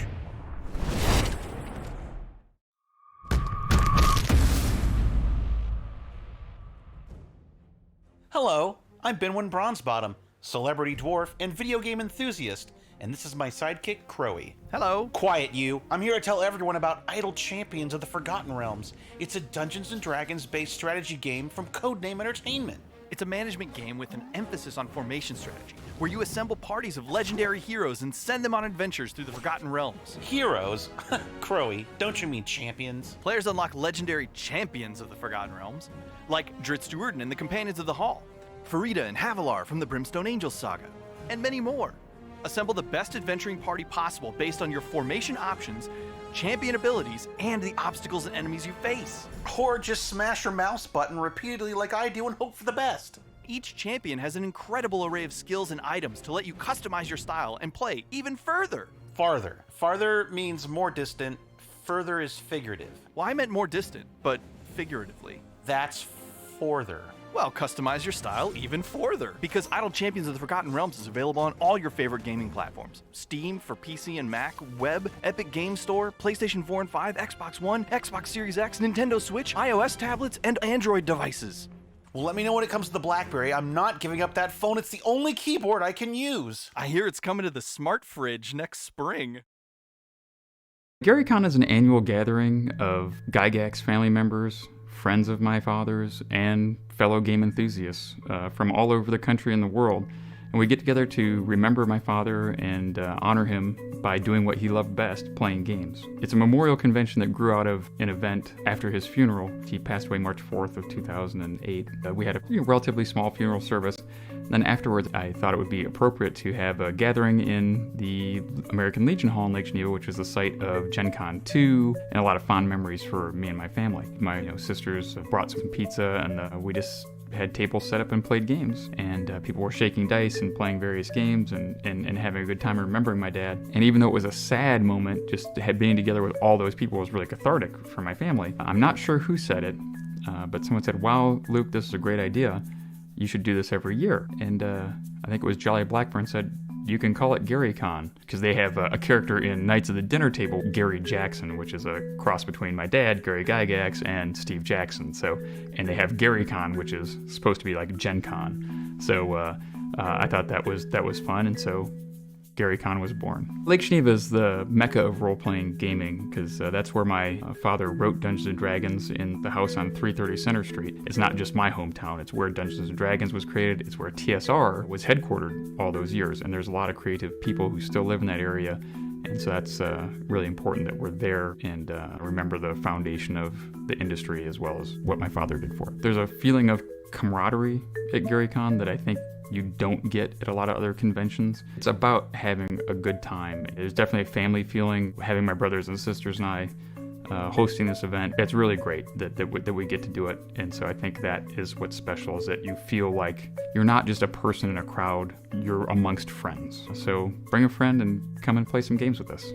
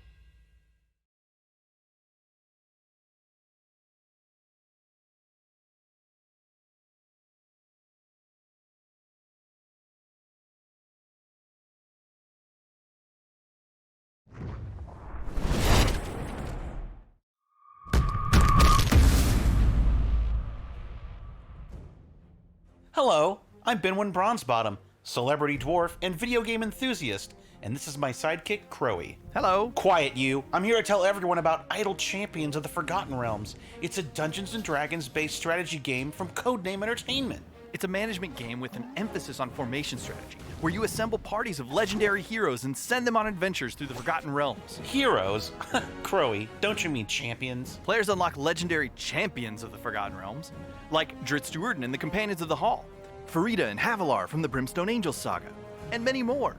Assemble the best adventuring party possible based on your formation options, champion abilities, and the obstacles and enemies you face.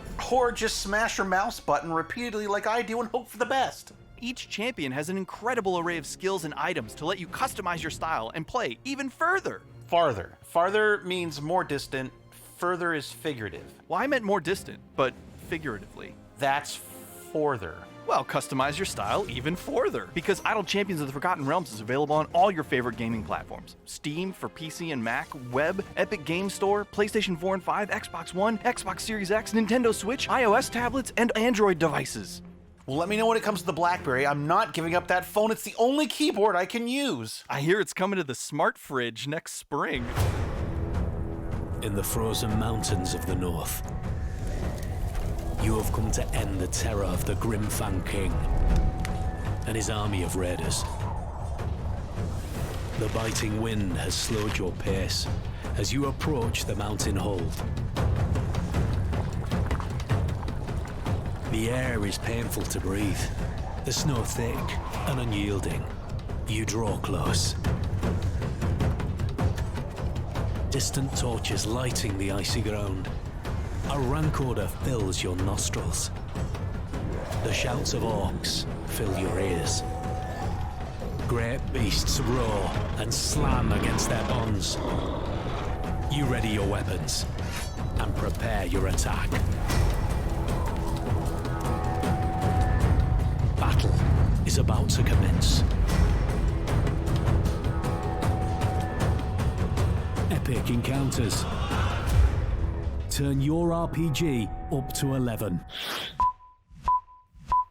We have done it! 5 years of planning and thinking before the dream finally came true. A team of 12 dedicated professional developers and internet marketers who desperately love board games put in 17 months of hard work. And now, we are proud to present to you Tabletopia, the digital platform to publish and play any kind of board games. It is the most sophisticated virtual table in terms of functionality, aesthetics, and usability. We integrated everything that was conceivable to recreate the feeling of playing on a real table. And at the same time, we implemented a lot of tools to facilitate playing life hacks. Setting up the game, dealing cards, shuffling decks, etc. takes only a fraction of a second. And the same holds true for creating your very own game. It takes only a couple of seconds to create any game objects from standard print version graphics. Just drag and drop your files, borrow whatever else will be necessary from our extensive library of free game objects and place them on the table. Your game is ready. And now, playtest, demonstrate your game, make videos, or even earn money with your game. Tabletopia is a full-scale ecosystem for publishing digital versions of board games. But of course, the main focus of our project is to allow players around the world to play remotely with their friends or find worthy opponents here. And we are speaking about literally thousands of games and their variations. Many leading publishers and game authors have joined us already, and from day one, you will be able to play many popular games. But this is only the beginning. Ahead of us are a lot of new cool system features, new games, and millions of hours of fun. So stay tuned, subscribe to our newsfeed, and be ready to jump in. Tabletopia, where board games go digital.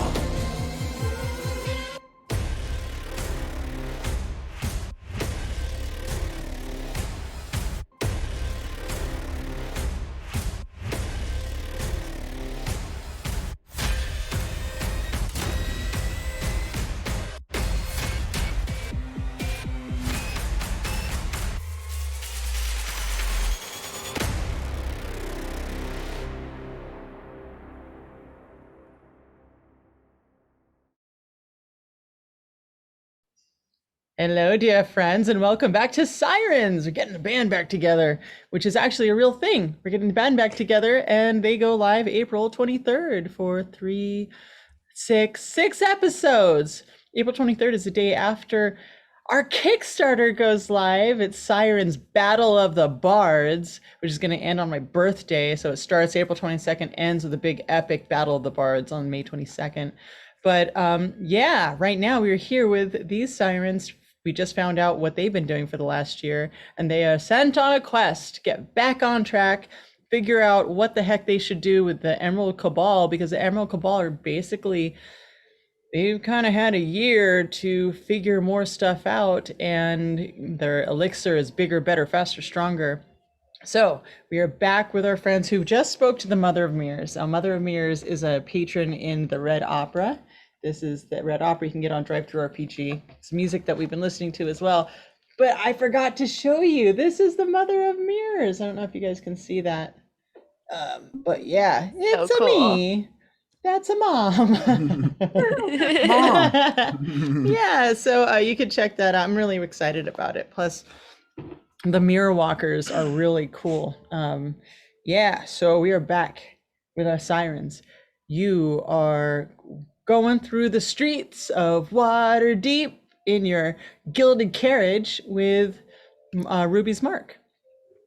And you guys are making your way down south towards Candle Keep, or about to make your way down south. Is there anything you guys want to do before you leave the city? Get some better armor. We're riding at the moment. We're riding. Yeah, you're in the carriage. So I want to pull out the piece of glass, the mirror that she gave, and who's sitting next to me? Somebody, whoever's sitting next to me, Girasol. Can you look in this mirror? I'm scared. The Mother of Mirrors gave me a shard of the glass. So then look in it.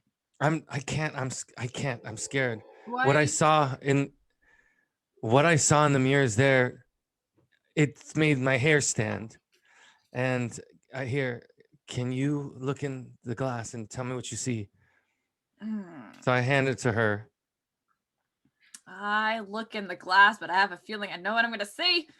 Oh yeah. Well, what do you think you're gonna see? What are you afraid of? See those eyes again. Aw, it scared you. Yeah. Well, you hesitate and you look into the mirror, and you see it looks like you're looking into, like, from Ruby's Mark's eyes, the entire pathway down to the forest below Candlekeep. Oh, that is not what I thought I was gonna see. It's just, and I turn it towards Cadmiel. It's just. Are we gonna die? I mean, if Ruby Mark doesn't watch where he's going, maybe.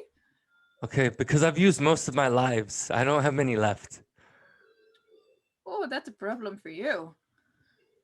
Don't slow down there, buddy. Well, spending time with you, it's always dangerous. Fair. So, okay, you can hold on to that, Girasol, okay? Thank you for... Oh, okay. Glass scares me. I understand. I don't like to see my reflection. Why? Because I don't like the way my eyes look when I see myself. But they're nice eyes. But they're cat's eyes.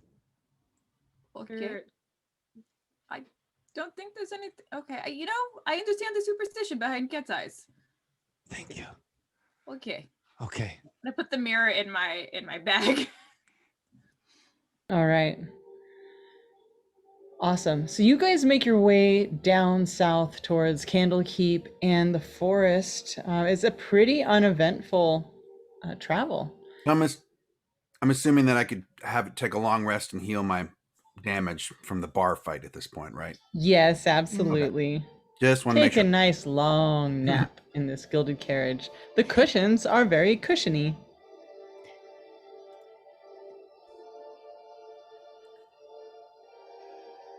Cool. So you make your way down, and you stop off the side of the road, and Ruby's Mark looks at you and tips his hat and goes, "I'll wait right here for you." But you got apples? He tosses you an apple. Ah, Thank you. Greg, were you looking for an apple? Always. Okay. Thanks. All right. Shall we? Where do we go? That's a good question. I pull out the mirror. Yeah. You pull out the mirror and it kind of stops a little bit further, like the path that it's almost like a very speedy path. It just keeps looping from Waterdeep all the way down here. And it stops at just inside the forest. Oh, according to the mirror, we are supposed to go just outside the forest, I suppose? You remember the Mother of Mirrors saying that she could only see to a certain point.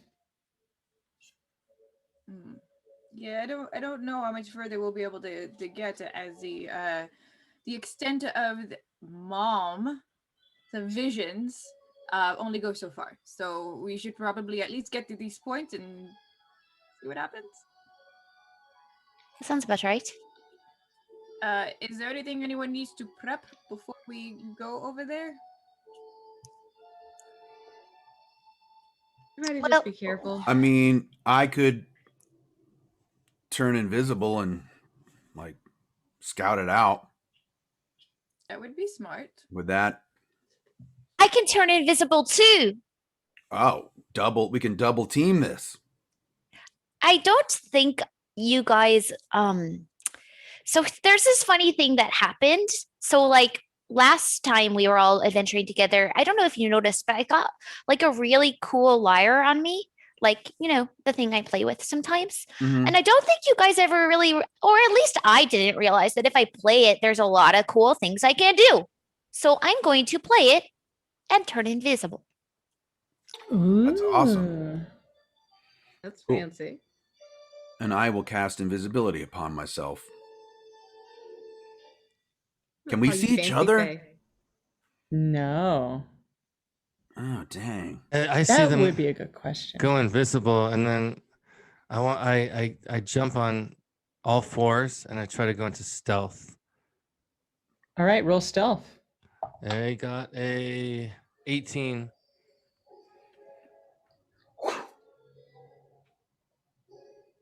We can use message to communicate if we can't see each other. Perfect. I would like to kind of brush my arm up this way and see if I can cast protection from evil and good on myself. Yeah. So that basically protects me from any certain types of creature, celestial, elementals, fae, fiends, undead, aberrations, etc. Yep. All right. Good job. Okay, cool. Anyone else?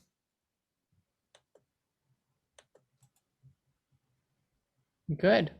All right. So how would you guys like to proceed? You only have the information that the Emerald Cabal is somewhere in this area.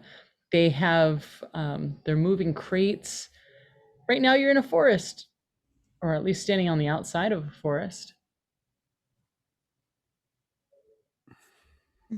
I would like to climb the nearest tree and go from above if possible, and have a better advantage from a high.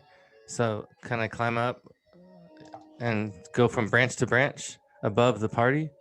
Awesome. Easy. You're a cat. This is what you do. So what are you trying to do by doing that? Have You're a just better. gonna move. Yeah, I'll move with them, but up high to have a better vantage point from above to see if I could see farther.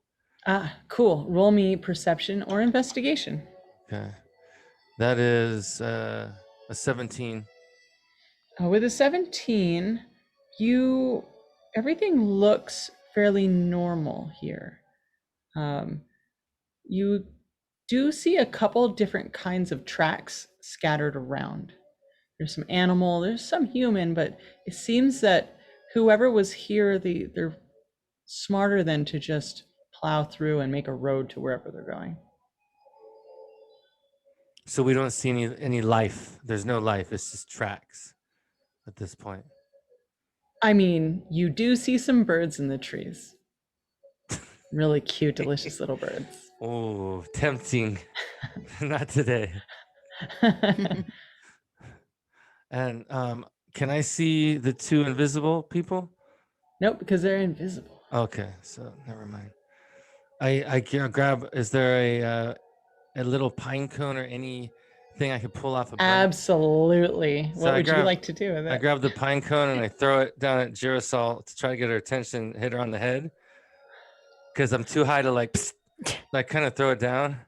Okay, go ahead and we'll say roll an unarmed attack, ranged attack.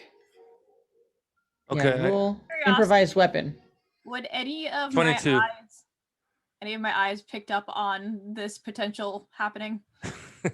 You don't so far have an eye of warning.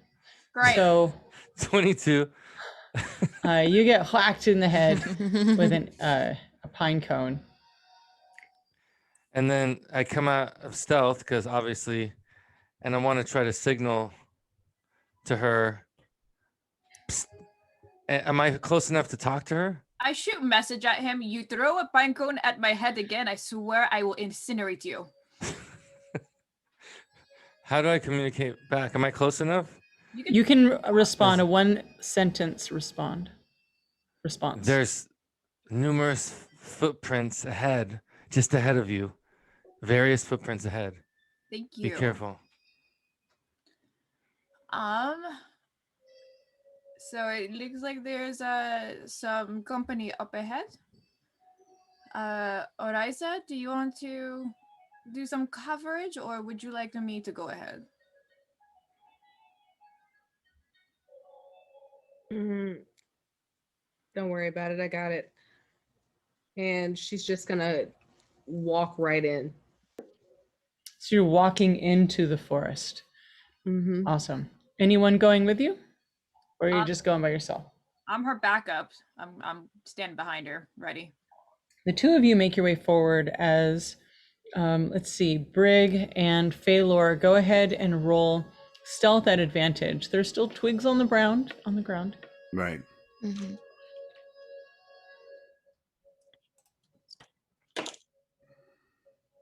I think invisibility gives me +10, right? That would be passed without trace. Okay, hold on. What does invisibility give me? Advantage. Okay, then I got a 21. So did I. Cute. The two of you seem to know where each other is. You in that like energy, like you guys are BFFs.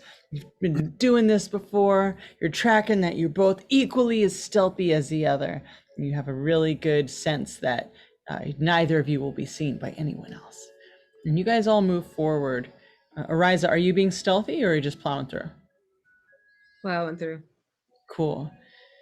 Roll me a perception check, both you and Girasol.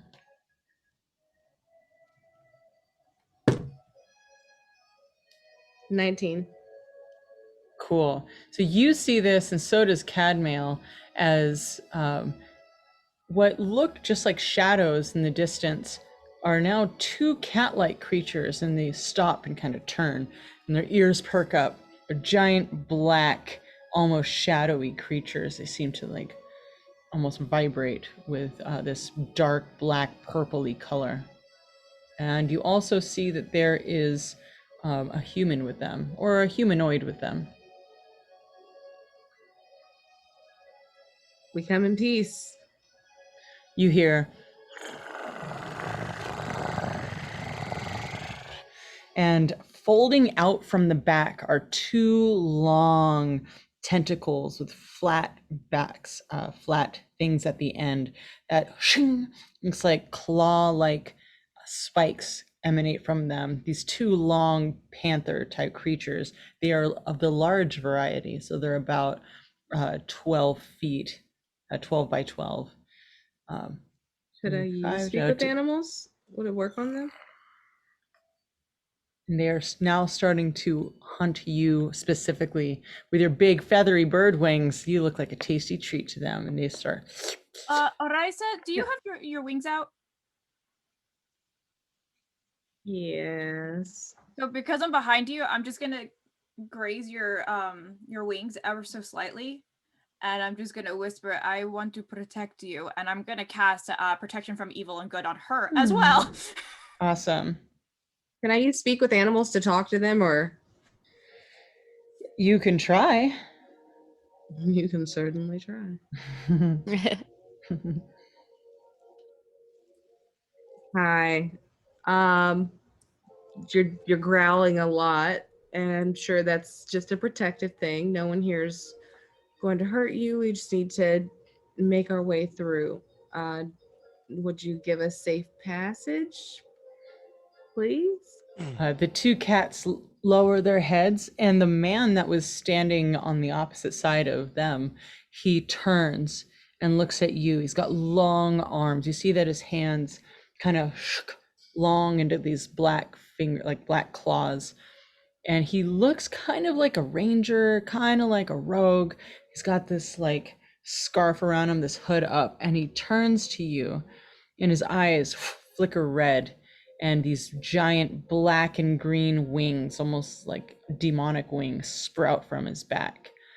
And he gives you a big grin, and he whispers, "Go get 'em, boys." And the two cats start, and they come running after Girasol and Ariza. Please roll me initiative, my dear friends.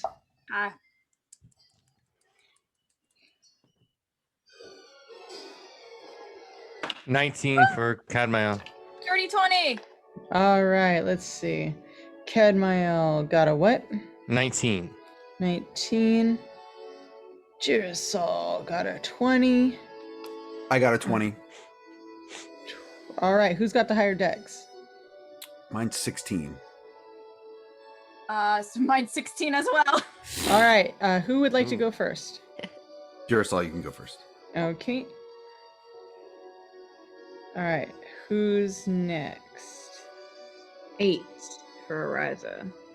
Yes, I got a 14, so I would have been. All right, 14. Okay. Awesome, perfect.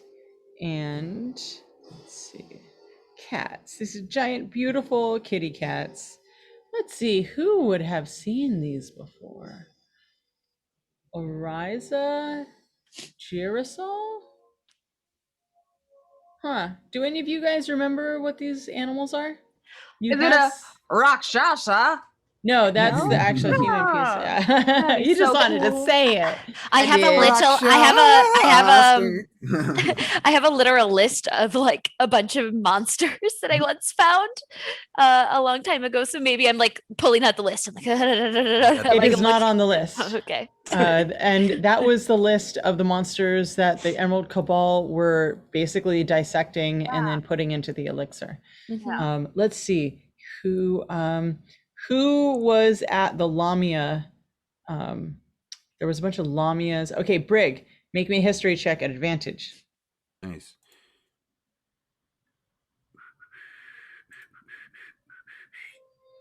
I got a 18. These are displacer beasts. They were next to the Lamia and the Rakshasa up in when you guys kind of learned about all of the season 1 is when you guys learned about the whole situation. That's why we wouldn't know. Yeah, I was like, I know someone here was there. Do displacer beasts have those weird tentacles coming out of their backs? Okay. Yep. They're so pretty and so dangerous. Okay, top of the round would be Girasol. Awesome.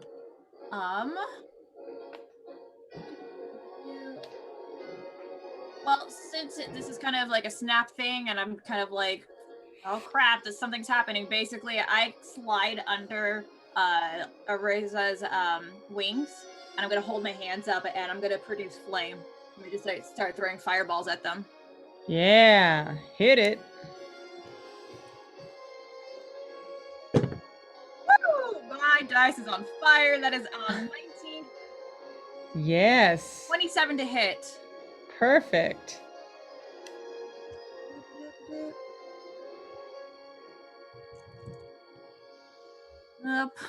That's cute. That's cute. 3 damage. Oh. Cool. 3 damage. All right, great. Say left cat, right cat, or are you going after the man? What's closer to me? The cats. Yeah, we're gonna hit the right cat. All right. And I'm gonna take another action just to kind of prep my rapier. Perfect. And your rapier comes out. Next up is Brig. You are invisible currently. Yeah, I message everybody. These are displacer beasts with my bonus action, and I'm going to come out. I'm going to attack and come out of invisibility. So yeah, the closest one, I'm just going to take a swing at. I'm assuming with advantage for the first swing. That's right. Okie doke.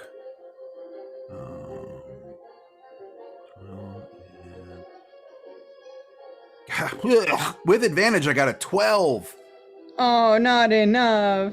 I just go, and I'm like, hey, what's up? Totally missed. So you were standing next to the one in front of Girasol? Mm-hmm. Okay, so you guys are on kitty number right. Next. The right kitty. The right cat. That was a cat male. So I would like to cast Bardic Inspiration on the Aasimar. Nice. What is this? How do you do this? What does this look like? Well, I'm going to have to, since I'm up in the trees, I'm actually going to grab another pine cone and do a few blows on it, a few whispers, a few tunes, a few and I'm gonna, with the energy in it, I'm gonna throw it at her head. Okay. Do I need to roll on that? You can roll to attack. It will happen, but I'll narrate what happens if you Okay. hit her or not. Okay, so I still have the protection from Girasol. So Yeah, just- he's not evil necessarily. No. this is giving you Bardic He's rude. Inspiration. So Yeah. 17. What's your AC, dear? 17. Ugh. All right, so just grazes through her feathers, but from this pine cone cascades this sparkling light that just radiates on over you, Ariza. It has delivered the Bardic Inspiration to you. What's the dice on that? It's a 1d8. Cool. That's super cool. And with that, you also get combat inspiration comes with that. So you could either use the saves on defense, or you could use it for your attacks, your weapon damage roll. Sweet. Thank you.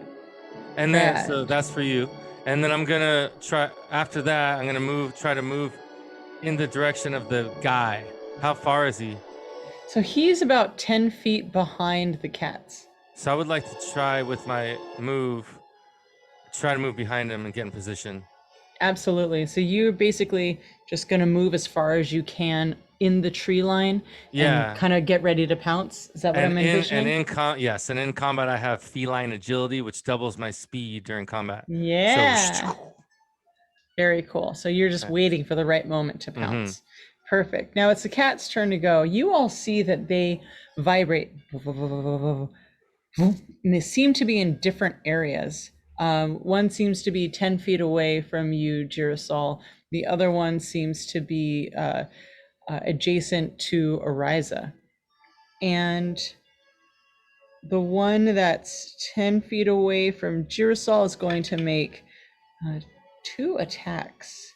Just as a heads up, with the protection from evils and good, creatures of those types have disadvantage on attack rolls against the targets. Thank you. You're welcome.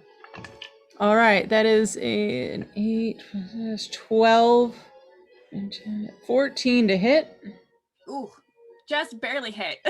Okay, and the next one is 16 to hit. So both of these tentacles smack you, and they're going to do...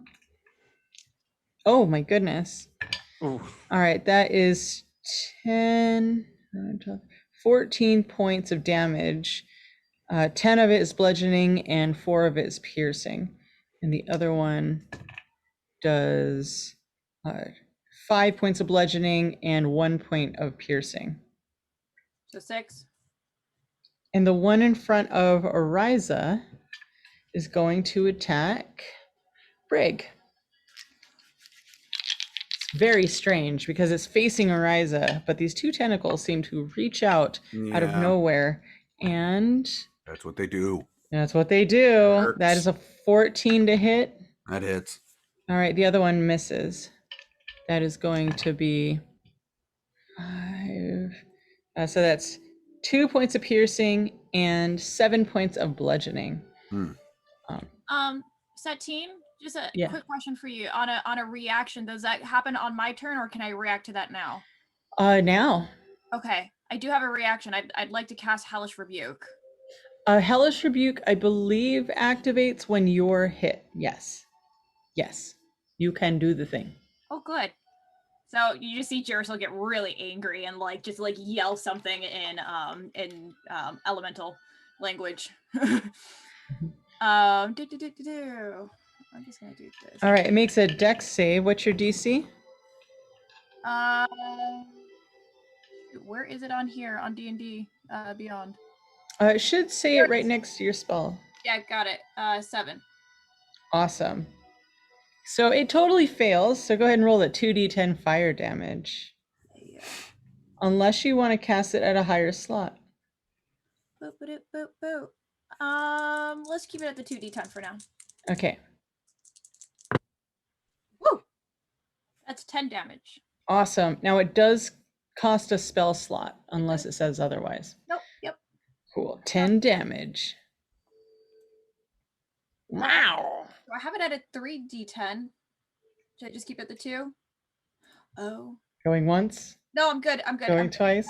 All right, cool. All right, that was the cat's turn. Next up is Phalor. Go.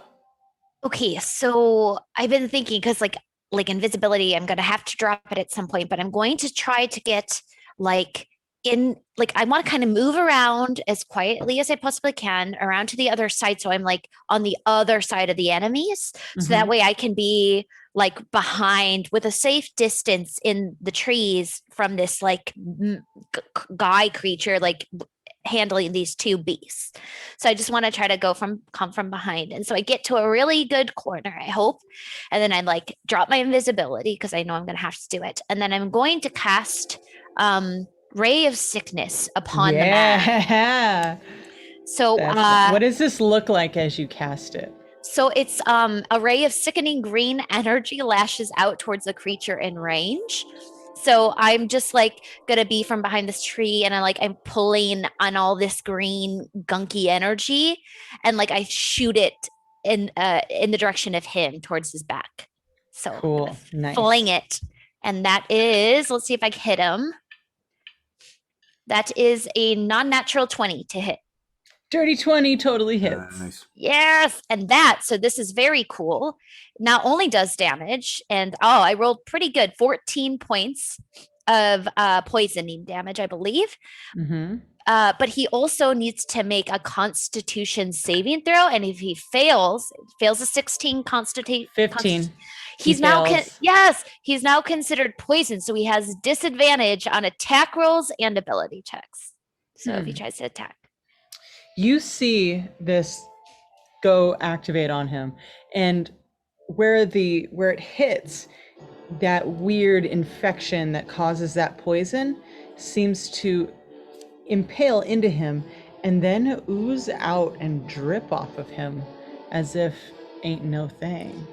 But it does take damage. What was the total damage? It was 14 points of poison damage. Cool.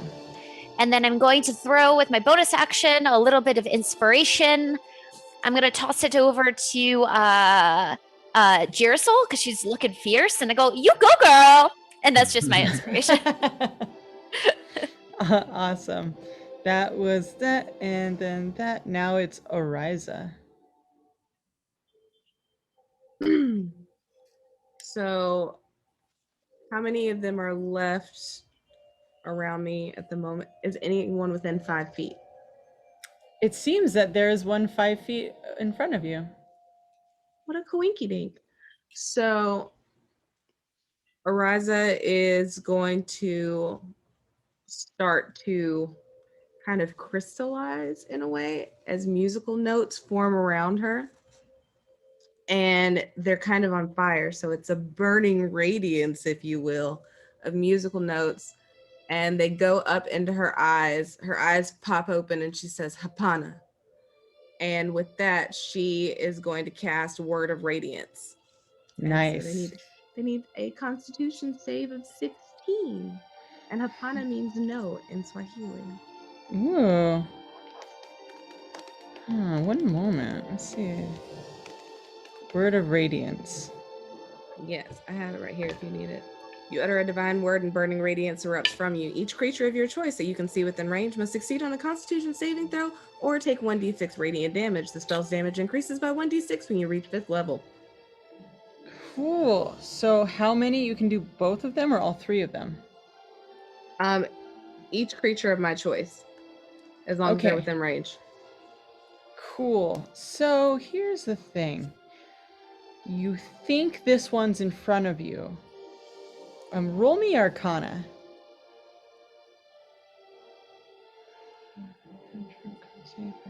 Yeah, so you think it's in front of you and you reach out and the illusion dissipates. Oh, the 16. The illusion completely dissipates. You see that this cat is actually 10 feet away from you. Well, that's just not fair. It's no longer vibrating.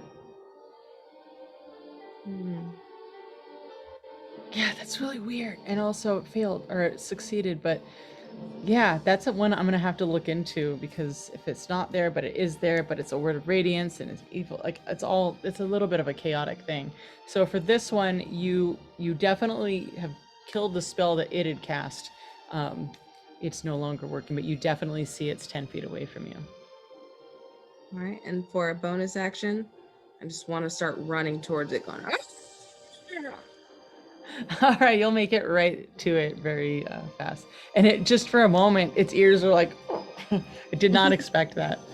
Okay, ta-da. And now it is the man's turn. Let's see. Who is next to it right now? Someone was close to it. I am, but I'm above it. You're above it. Phalor came out right at it, correct? No, I was 30. I remained about 30 feet as far Okay. into the woods as I could as I cast the poison spell in the back of the man. Cool. So you guys see that this guy moves through the cat and is going after Ariza. He's actually like standing where he's like incorporeal, and he's like standing where the cat is. He's also like is where the cat is also, same spot. And is going to take out this blade, the shimmering like steel stone, like gray blade, and is going to attack Ariza twice. Wow, okay, that is a 16 to hit and a 12 to hit, 14 to hit. I've got 17. All right. But you do this like really cool matrix move and avoid it completely. All right, top of the round, we have Girasol. How bad is that kitty still in front of us? The cat is, let's see here. It's not so bad. I mean, it was like, what, a round or two? Yeah. Okay. All right. Just making sure I can still hit that kitty. Well, so I'm gonna use a couple of interesting things. Taking out my rapier because I already had it at the ready. I am going to hit it with a attack, but I'm going to use one of my spells as well on my flame, or on my blade. So basically, you see Girasol kind of like put her hand across it, which kind of lights the blade up green, and she's going to hit. Yeah. And I'm going to be using Green Flame Blade. Nice. Which I trying to bring it up, but it doesn't want to bring up anything. That's cute. Anyways, I'm gonna roll for that. Roll it. Real cute. Okay, that's great. That's great. That's a 19 on the dice. Oh yeah. And using my blade, let's see here, 19. 27. Holy moly.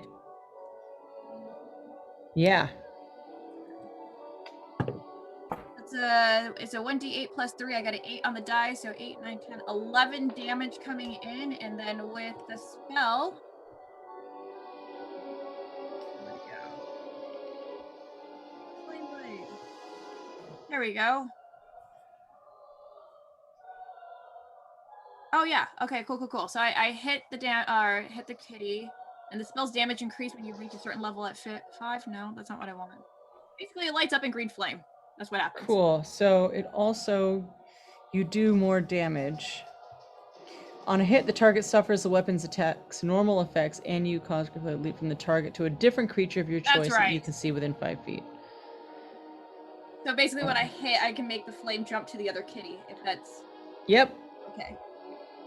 So, basically at 5th level, the melee attack deals an extra 1d8 fire damage. That's a 4 on damage on the extra d8. Okay, and that one's going to leap to the other cat too? Yep. Awesome. Thank you very much. Cool. Is that the end of your turn, dear?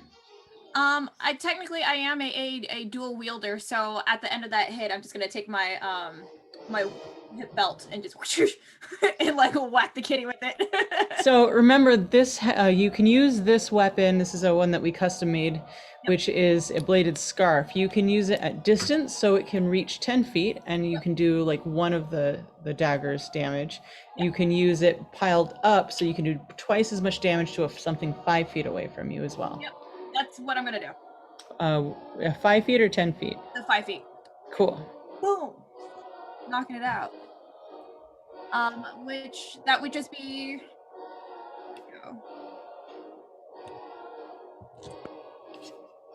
That wasn't as great. What'd you get? I got a 15. That works. Oh, hey. Yeah. Cool. It's a kitty. It's got no armor. You can use my bardic inspiration anytime too. Don't forget. You don't need it right now. 8. So 8 damage coming in. Awesome.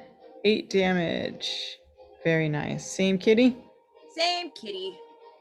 All right, well done. Next up is Brig. Yeah, same. I'm gonna try to hit the thing I missed last time. Is this the same one that Girasol's on? Yeah, that was the right kitty, and Ariza's on the left kitty. Okay. But Ariza is now facing both a cat and the person who have now almost joined forces to be one, but are not. All right. Well, let's get rid of this kitty and then move over there. So I'm gonna try to take this kitty out. Yeah. I got a 12. Come on. Nope. All right. It's not quite enough. I may have to resort to extreme measures next time. All right. Okay. Next up is Cadmail. You are up in the tree. You see where this guy is gone. You've been getting ready to attack. You are up, so you have advantage on your attack to this guy. So how far is he from me? Say 15 feet, cat leaping distance.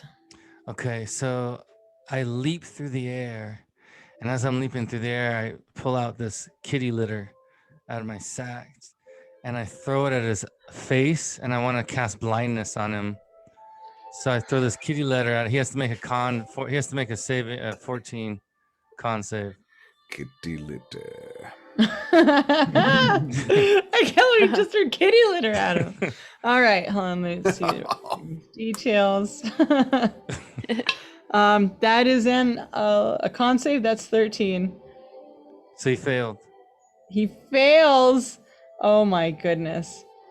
Yep, doesn't say that. Yeah, you have blinded. You guys all see this guy as Cadmail comes leaping out. It's like, "Gah!" And he stumbles back a couple feet and is now no longer, in the same spot as the Displacer Beast. And he's just rubbing his eyes like, oh my God, no.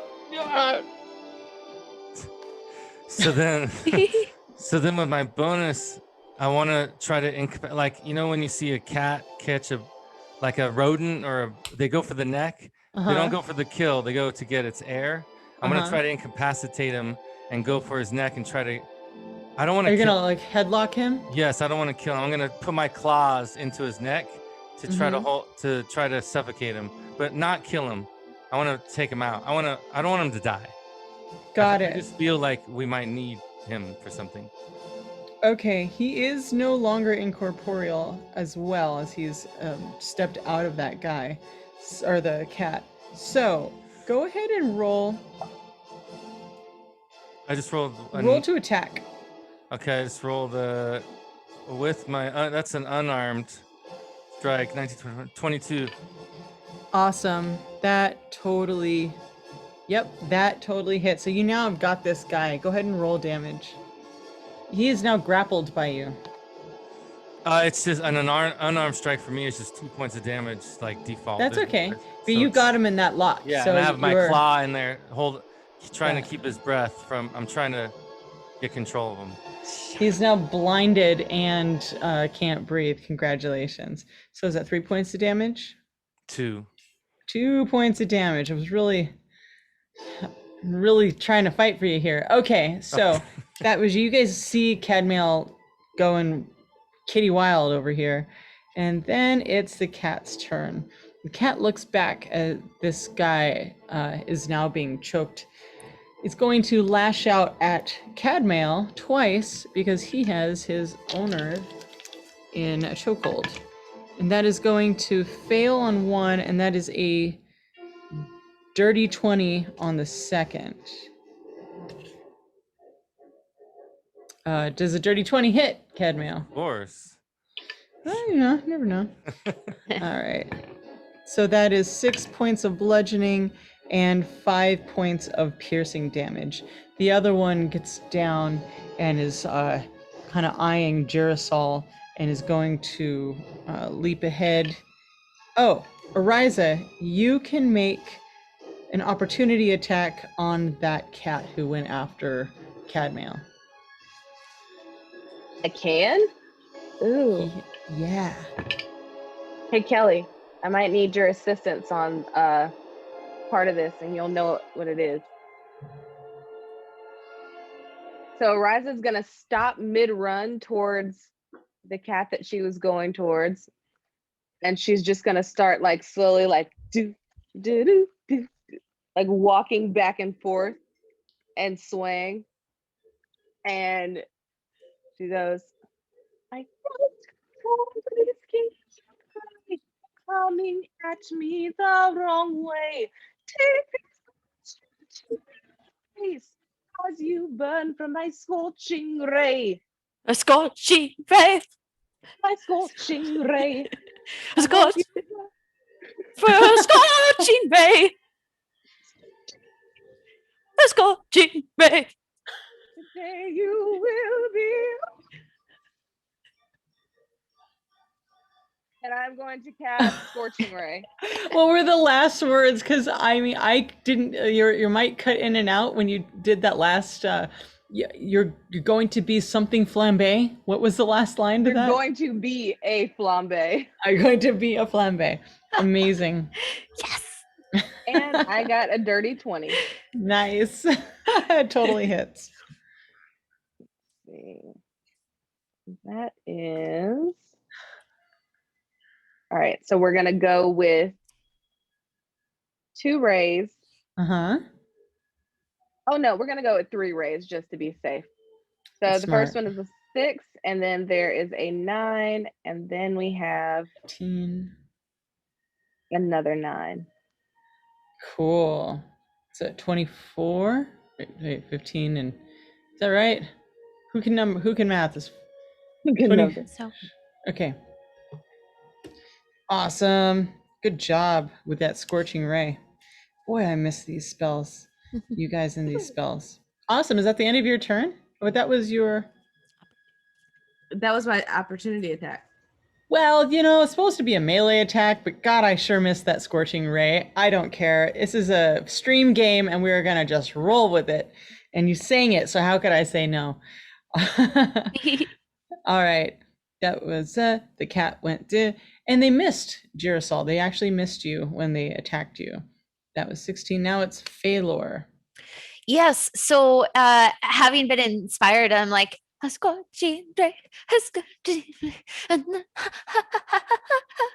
like I'm in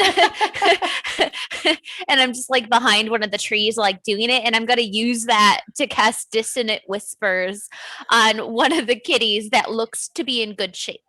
They need to make a wisdom save of 16, please, and I'm going to be casting it at 3rd level. Cool. That is an 11. However, both cats look equally damaged at this point. Oh. Which one would you like, the right or the left? I'll take the one that seems to be hitting more, which I believe is the one who did not just hit Girasol. So whatever the other one was. The right cat. The right cat. So, I think that's the left cat because Blake Right. and I are on the right. Yeah. That makes Left. sense. Oh my gosh, L left. Okay, good. We're on the right track. The left cat. Amazing. So I'm going to send it at the kitty. It does not make it save. And that is, oh, wow. I rolled a lot of ones, but that's 12 points of psychic damage. So, Awesome. The cat like ducks down and starts shaking its head. It's like, and then it's trying to look around to see what the heck just happened. Okay. Fantastic. Next up is Ariza. Ooh. Okay, so how's he doing after the Scorching Rays hit him? Or is he doing? He's doing. Right. All right. So at that, I'm going to again pull out my quarterstaff, and I'm going to try to sweep the ankle. You're gonna try to prone it? Yeah. Nice. All right. I got a Attempt away. 21. That definitely hits. You've now fumbled a displacer beast. And that's 6 points of damage, bludgeoning. Nice. It is now prone and very confused. You guys are putting up more of a fight than it's ever experienced before. And then the guy. So now it's the guy's turn. He is blind. Now, how long does the blind last? He at each turn he makes another con save at the end of each turn. At the end of his turn? Yeah. So he's going to attempt to break this grapple, not knowing where he's going to go, but he's going to try it anyway. So please roll me athletics to kind of keep that hold. Oh yeah, that would be 21. You have him kept. He tries to break it, but you just have yourself on lockdown there, and he can't seem to get out. He will try to make a save, and that is a 7. He is still blinded. You have him stuck. Congratulations. We're top of the round. We have Girasol.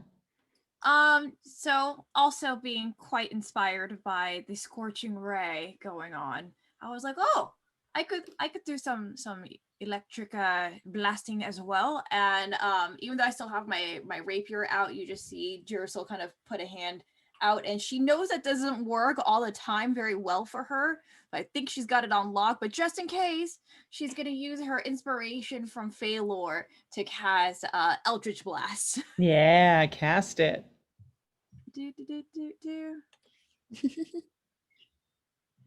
I'm using D&D Beyond. Hopefully it rolls. Did it roll? It's not gonna roll for me.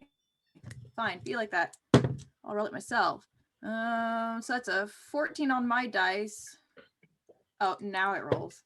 Plus, and you gave me 1d8, am I correct? Phalor, Kelly? Yes, I did. Cool, and I just rolled that, and that was an 8 on that die, so 14, 15, 22. Yes. Very nice. Okay.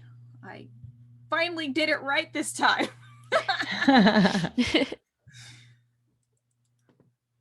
That is a 10 on the damage. 10 damage. Yeah. All right. You guys are whittling away at these creatures. Very nice. Okay. So that was Girasol. Next up is Brig. All right. So, okay. Tell me the situation with the man. So, Kurt has the man grappled or Yeah. and then the other, so there's the cat in front of me, and then where's the other cat? In front of Ariza. All right. Screw it. And is Girasol within melee range of this cat, or she's Yes. back? All right. I'm gonna do something crazy. I'm gonna whip out my wand of wonder, which, as we all know, just does random crap, and just shoot it right at the cat because I'm tired of missing. All right, what you got? Do you have the stats up for the wand? Yeah, I'm gonna roll percentile die and see what happens. And if I kill everyone, I apologize. I'll make it up to you in hell. Okay, I rolled a 34. So what that will give me is drum roll. 34 gives me. Okay, this is interesting. An animal appears in the unoccupied space nearest the target. The animal isn't under your control and acts as it normally would. Roll a D100 to determine which animal appears. Okay. Yay! That's amazing. I love this. 72. That gives me well, that's not so fun. A rat appears. So I take out my wand. I point it right at the cat, like, "Ha ha!" That's hilarious. Something, and then a rat appears. Oh my God, this is amazing. Okay, hold on one perfect. second. Let me It's just so see perfect. how the cat reacts to it. That's true. The cat is like looking at Girasol. It's like,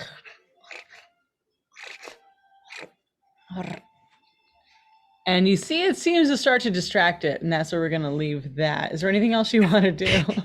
I think that's all I can do. Okay. I think that took an action for sure. Nice. You looked really impressive. I mean, the whole wand thing, Yeah. All right. It was awesome. Cadmail. Okay, I want to just try to take the guy to the ground and knock him unconscious. So I just want to squeeze tighter and put him in a tighter hold so that I want to try to take him out and knock him unconscious. All right. So the way D&D works is in order to bring someone unconscious, you have to knock them down to 0 hit points. Yes. He has not been hit quite enough Yeah. to do that exactly. So let's talk about how you would do that. How could you hit him more? How could you do more damage to him? He is blinded. That helps. He's choking out. It does take, every round is 6 seconds. So it actually is longer to suffocate something. So tell me how you would inflict more damage to this creature while still holding on to him. I'm actually just gonna keep holding on to him and keep him in a lock. I don't want to jeopardize that I might kill him with a hit. So I'm just gonna continue to hold on to him while the others are taking care of the 2 cats. Okay, so at least you're gonna try to drop him down to the ground Yes. and make him prone. So we'll do what is that? Aikido, you're trying to grapple him Yes. with your feet now too. Easy enough. You've already got him grappled. Now you're double grappled. Go ahead and roll unarmed strike or kitty claw strike or whatever it is you have Yeah. to kind of get those claws and talons. 14 on that. At advantage. I do believe Okay. that's gonna work anyway. Oh yeah, I just rolled a 20, so yeah. That's good. Crit, You rolled I a crit. natural 20? I crit, yeah. Kurt Caceres and his casual 20. Yeah. All right, go ahead and roll double dice damage. See, every penny counts. Every penny. Too legit to crit. Legit. Got 8 damage. Total out of Yeah. both dice? Cool. Yeah. All right, he is now prone.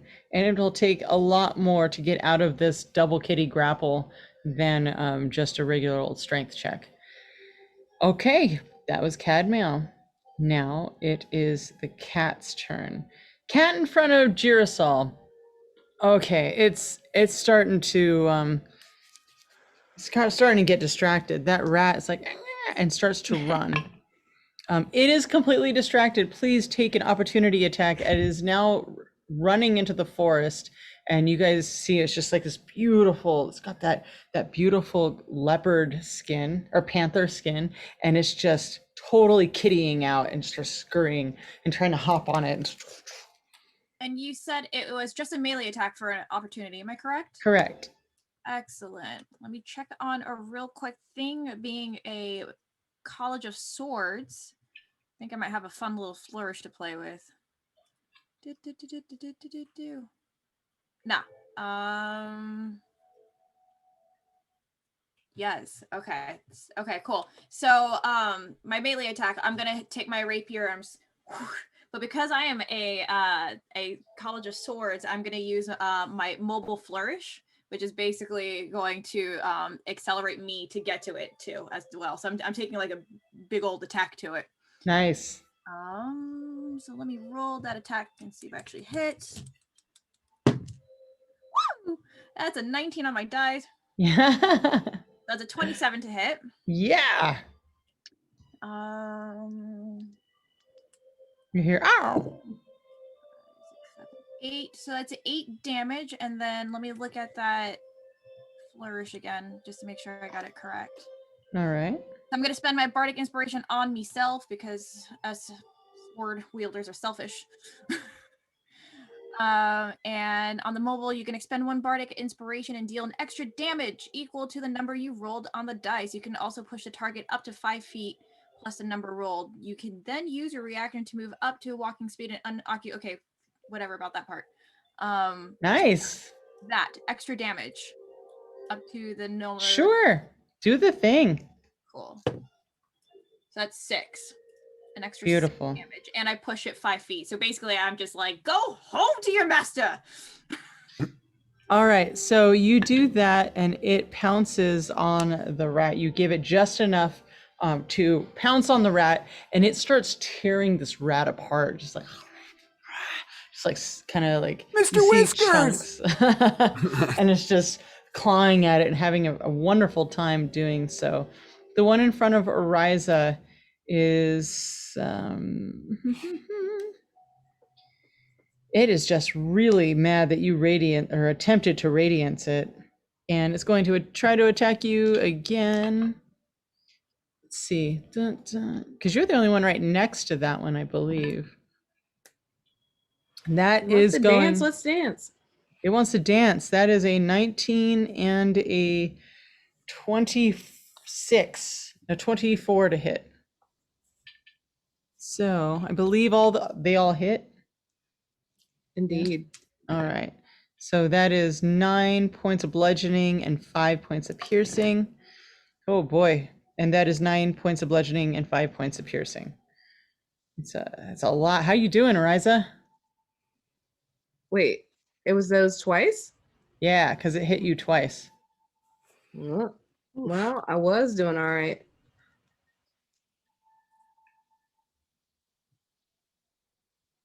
Well, if only I were a cleric.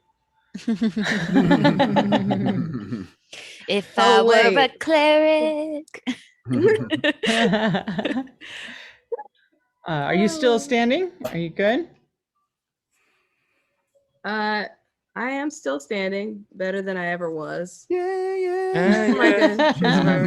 I do currently have 19 hit points, so I'm good.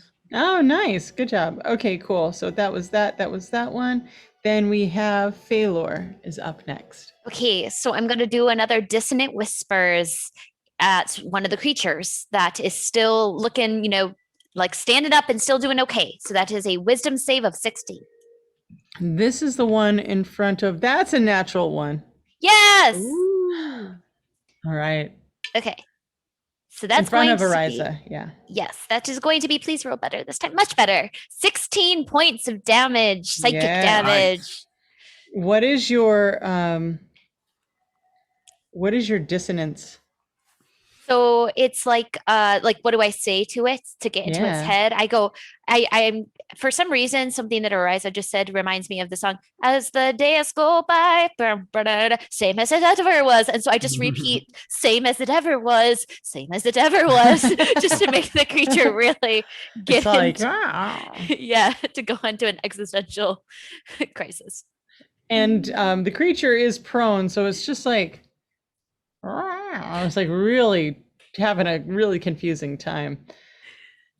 Okay, next up is And I would like to yeah? throw Bardic Inspiration Yes. at Brig because he keeps missing things, and so I'm going to throw a Bardic Inspiration his way, and I'm going to be like, hopefully this is a better inspiration than that rat. And then I just threw it at Poor Mr. Whiskers.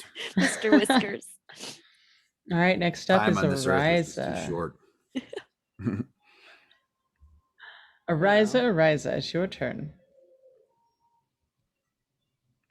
How close is he to me at this moment?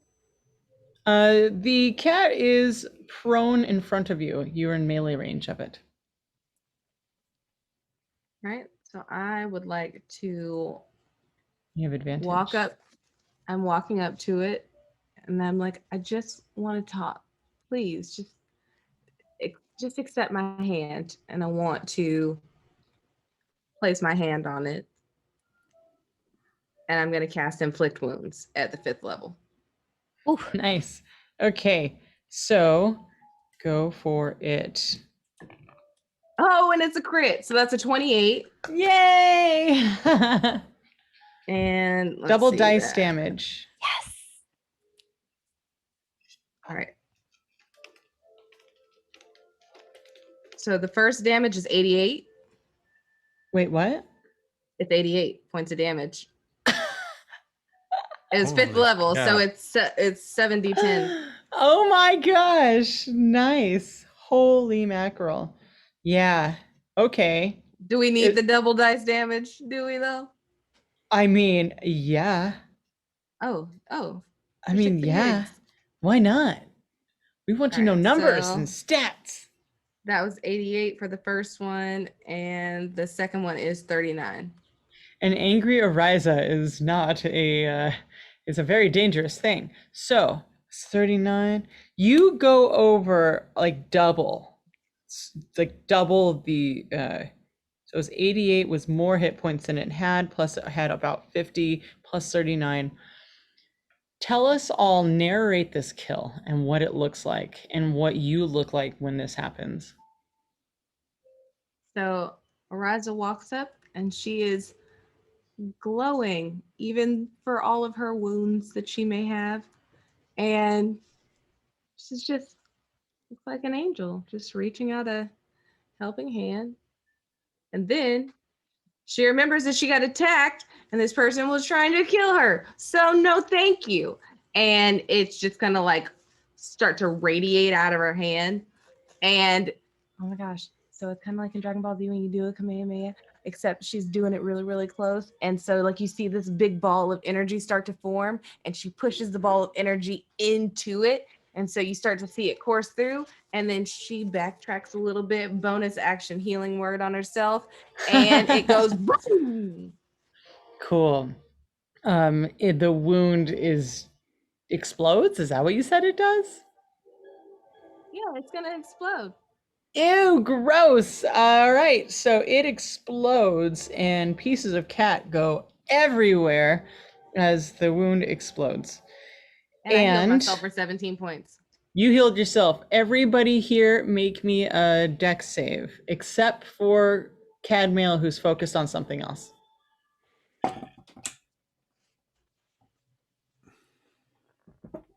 19. Ooh. All right. 10. Uh-huh. I'm not using that bardic inspiration on that. Save it. And Baylor. I'm still pretty far away, but I rolled a nat 20, which is cool. Oh, good. That's good. Yeah, you kind of been doing your own thing way far off. All right, Ariza, what'd you get for your dex save?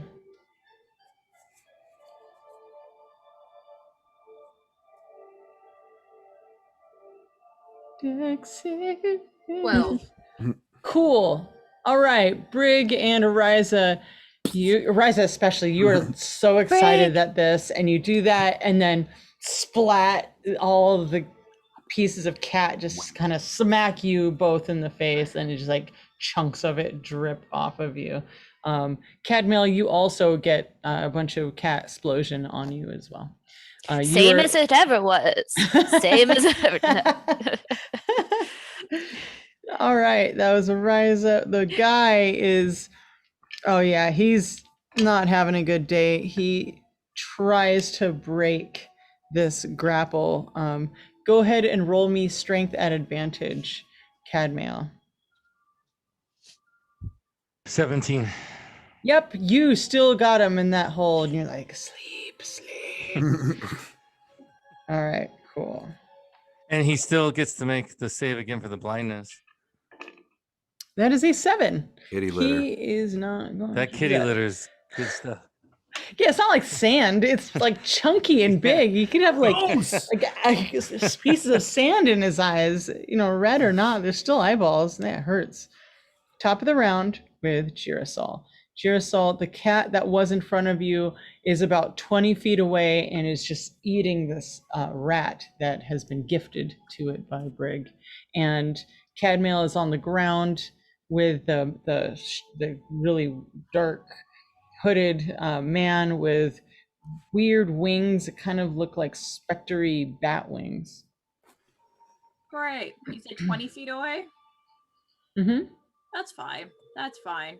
I'm still annoyed by all this, and I took significant amount of damage. So angry Girasol is kind of coming out, and she basically just kind of like cracked her hand this way again, and she's gonna do Eldritch Blast on the kitty, and she's gonna try to explode that kitty. Explode the kitty. Yes, especially because she gets something special if she reduces the hit points on it. Oh, really? Oh, what is this? I'm so excited to hear. What is this? So 15 on the dice, 15, 16, 17, 22 to hit. Yep. Bad kitty. So 7 on the dice, so 7. Yes, damage is 7. Bad kitty. All right. Let's see. How close is that? We're pretty close. It's pretty close. Oh, yeah, that's real close. Yep. The cat now, it looks back and is like, and you just see it's got pieces of rat all in its snout. Is that the end of your turn, Girasol? Yeah, I'm just doing a spell and kind of just standing there looking intimidating. Cool. Brig. All right, I go charge. I finally feel the confidence because of that inspiration, and I yell at the rat. I go, or yell at the cat. I go, you killed Mr. Whiskers! Boom! And I hit him over the head with my war loot. Awesome. Roll to attack. Yeah, and I didn't even need to use my inspiration on that either. I get an Nice. 18, which has to hit him. Hot damn, that hits. All right, and wait, is anybody within 5 feet of him? No. Dang it. Okay. Then I do just 6 points of damage. Cool. Ooh, so close. And I return the So favor. close. I return the favor to Phalor, and I'm like, I bardically inspire you. So she has bardic inspiration from me. 1d6. Tears well in her eyes from the beauty of Brig's voice. So hold on. I bardically inspire you. And everyone in the audience that you have no idea is watching, they all get bardic inspiration. All right. I threw the reverb on there. Yeah, that was pretty hot. Hot. Okay, next up, Cadmail, you got this guy. So I pull a rope out of my sack, and I want to quickly tie his feet. I want to tie his feet, and then I put the end of the rope in my mouth. And because I'm running, I got my feeling agility. I'm running extra fast.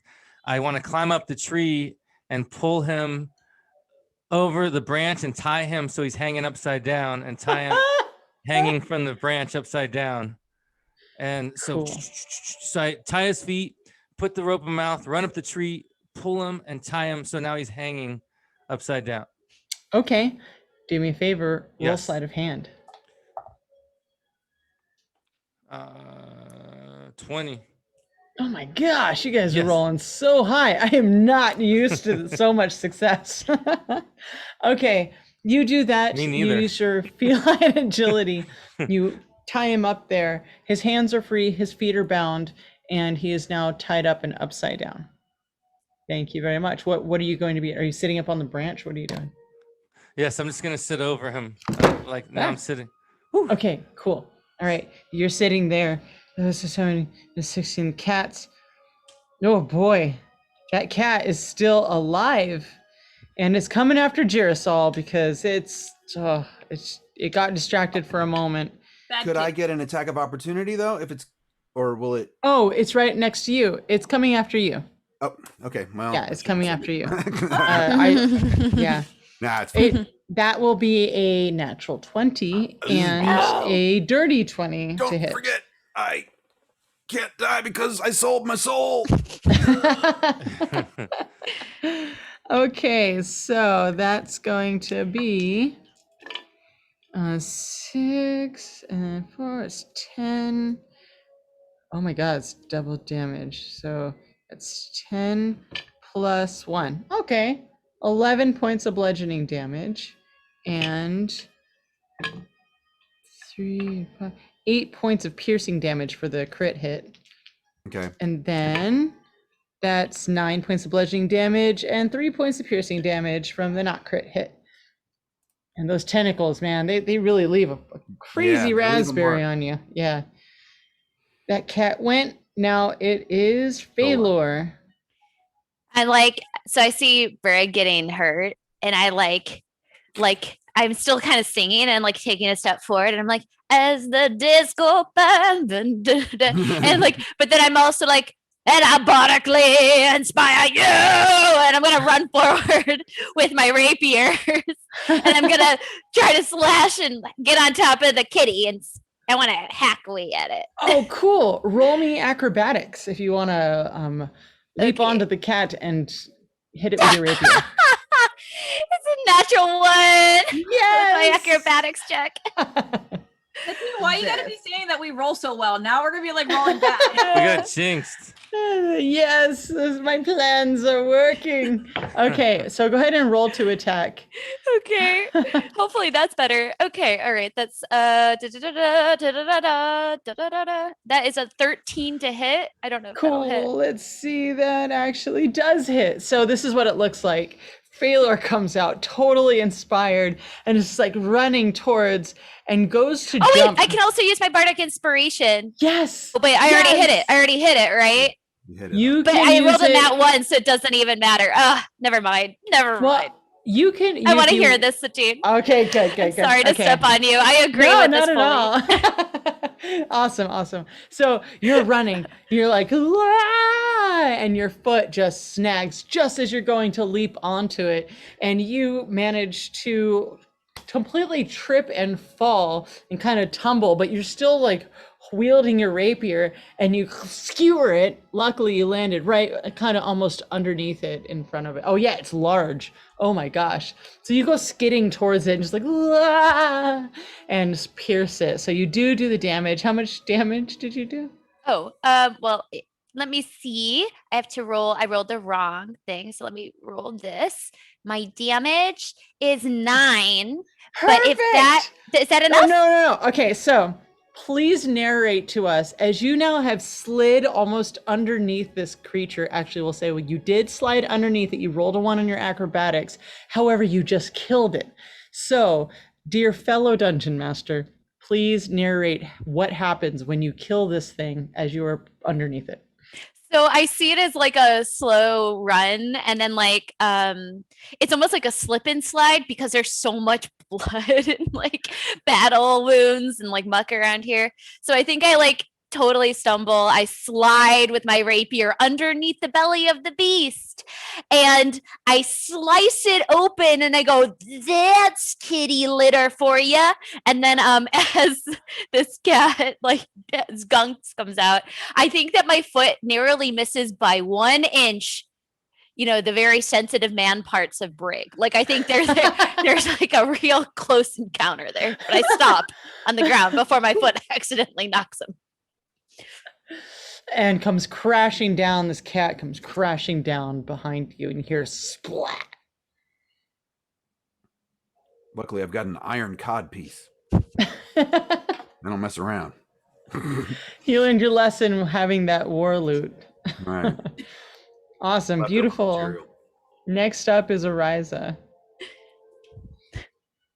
Ariza, in front of you is hanging by his feet this this guy whose cloak is now kind of over his face. His wings are kind of flopped over, and his arms are flailing. What do you do? Want to negotiate now, or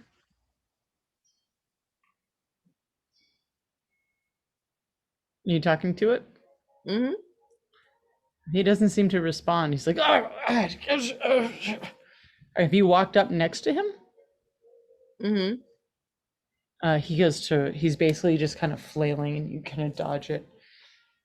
Get me down! Get me down from here! Oh, now you can talk. I'll let you down if we can come to an agreement, because all this is unnecessary. He kind of stops flailing. He's like, you've bested my beasts. Sure. Let me down. I will talk with you. Oh, because that tone tells me that you're being honest and upstanding. No, thank you. We can talk right here. Because you can agree, or you can meet the same fate as your friends. I dust myself off and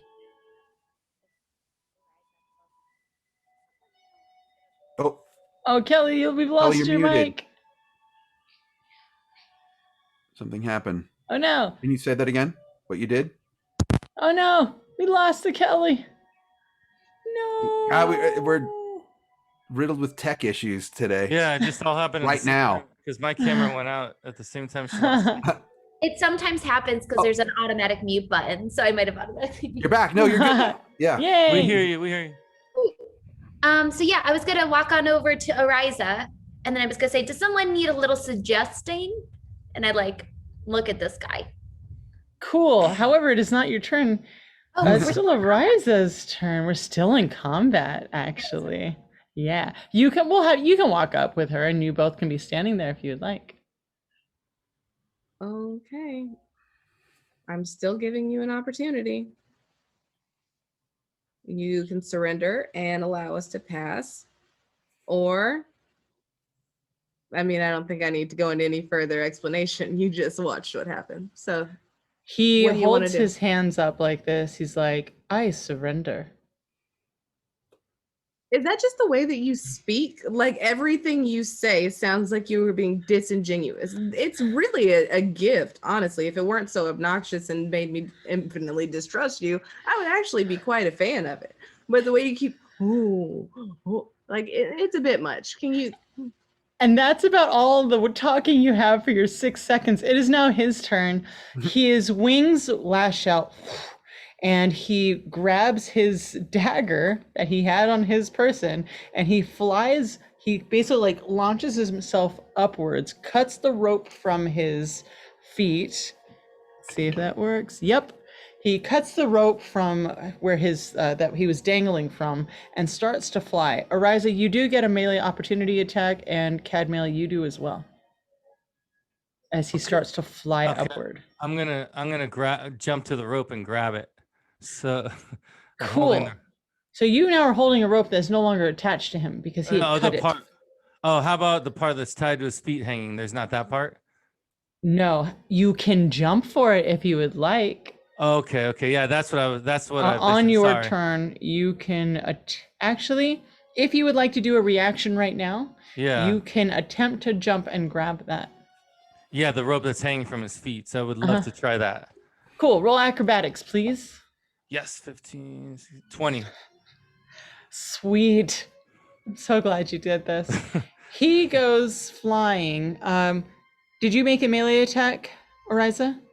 I haven't, but is he flying towards me right now? Nope, not at all. He's flying up. Oh.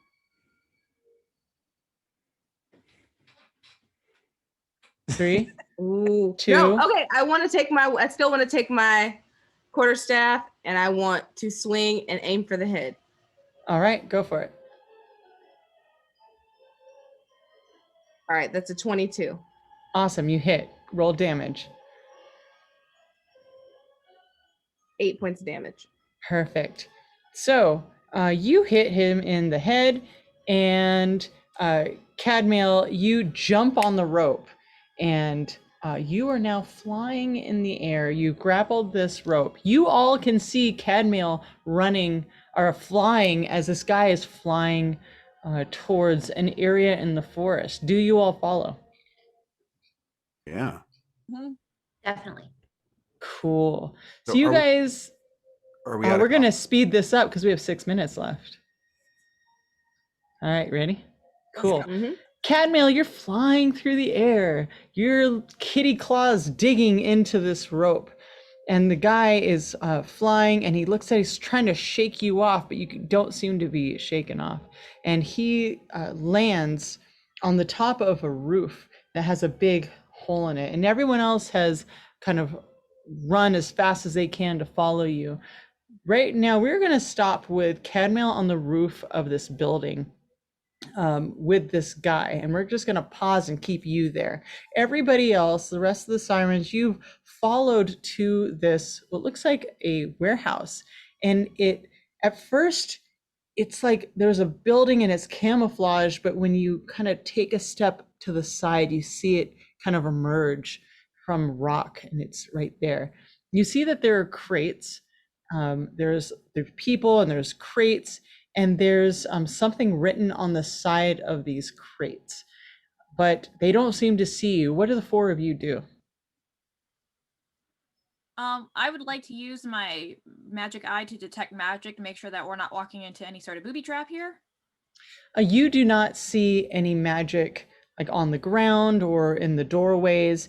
People, they're just going about their day, moving stuff back and forth, but radiating from these crates is magic.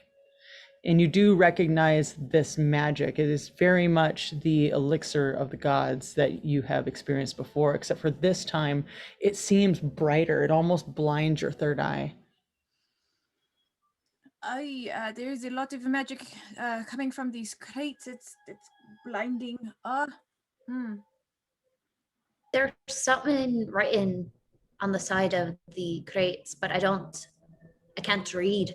Is there anybody sneaky who can go see what that says?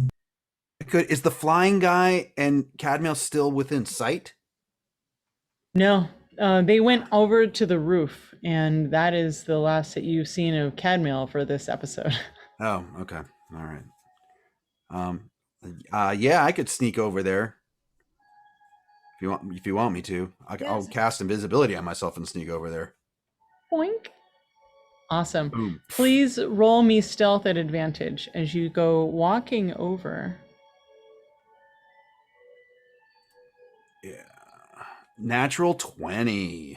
Oh man, I always you roll get twice. so close. All right, so there you are. You sneak up, and you see them loading these crates into a. Were you there for this? They're like 16 wheelers. I was there for that.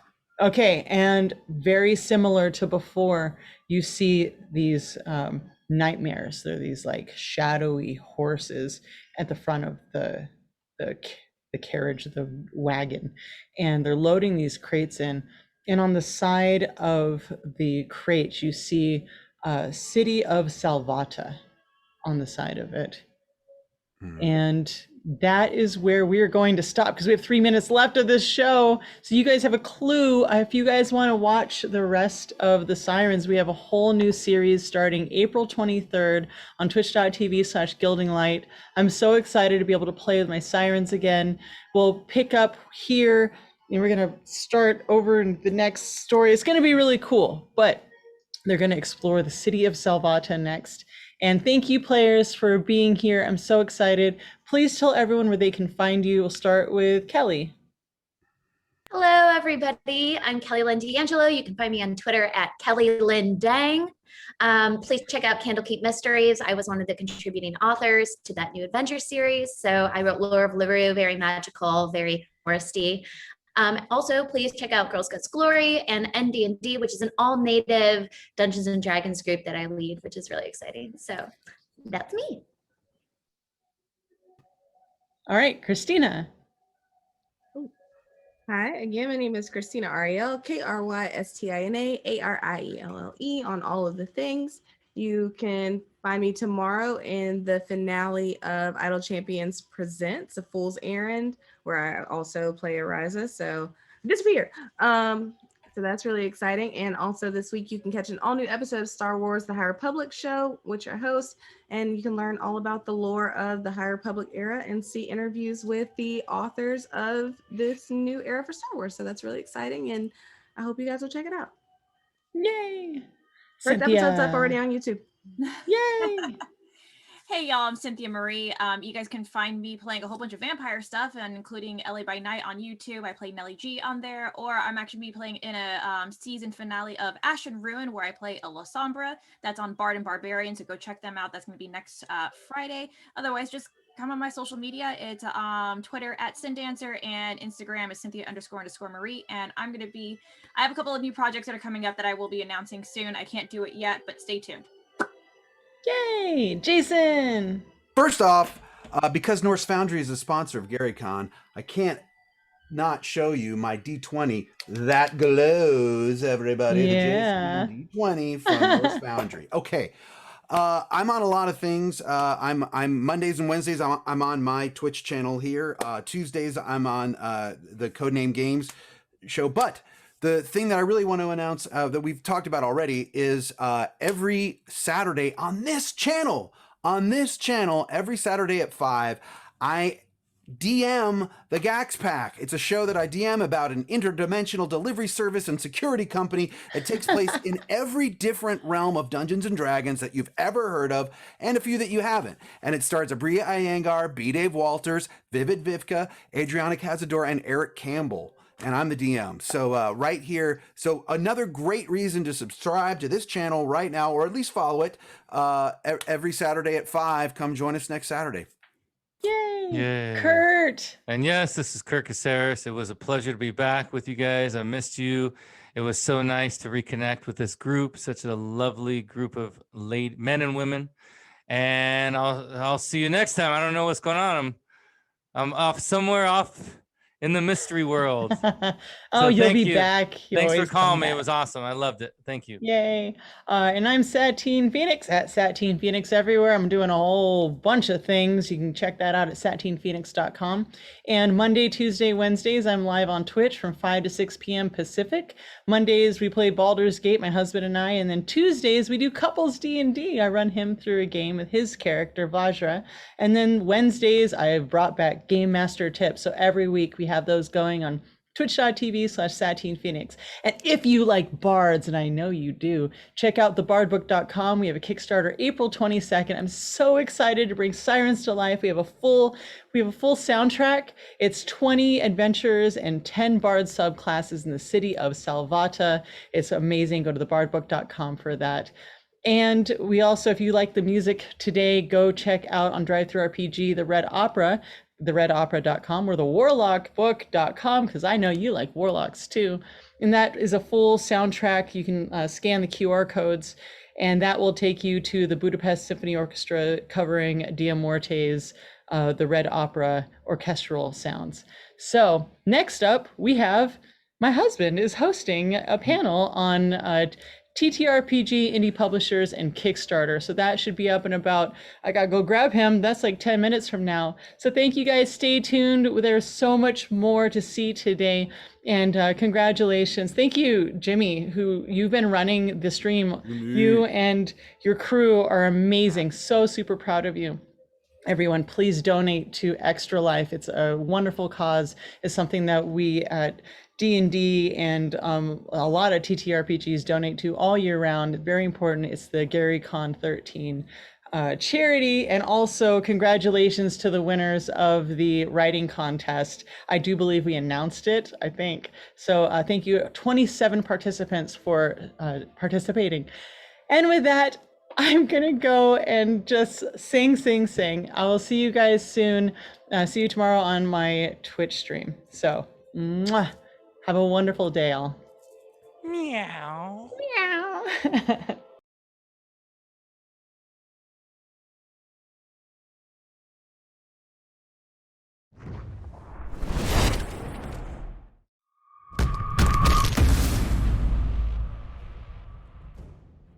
Hello, I'm Benwin Bronzebottom, celebrity dwarf and video game enthusiast, and this is my sidekick, Crowy. Hello. Quiet, you. I'm here to tell everyone about Idle Champions of the Forgotten Realms. It's a Dungeons & Dragons-based strategy game from Codename Entertainment. It's a management game with an emphasis on formation strategy, where you assemble parties of legendary heroes and send them on adventures through the Forgotten Realms. Heroes? Crowy, don't you mean champions? Players unlock legendary champions of the Forgotten Realms, like Dritz Duerden and the Companions of the Hall, Farida and Havilar from the Brimstone Angels saga, and many more. Assemble the best adventuring party possible based on your formation options, champion abilities, and the obstacles and enemies you face. Or just smash your mouse button repeatedly like I do and hope for the best. Each champion has an incredible array of skills and items to let you customize your style and play even further. Farther. Farther means more distant. Further is figurative. Well, I meant more distant, but figuratively. That's forther. Well, customize your style even further, because Idle Champions of the Forgotten Realms is available on all your favorite gaming platforms. Steam for PC and Mac, web, Epic Game Store, PlayStation 4 and 5, Xbox One, Xbox Series X, Nintendo Switch, iOS tablets, and Android devices.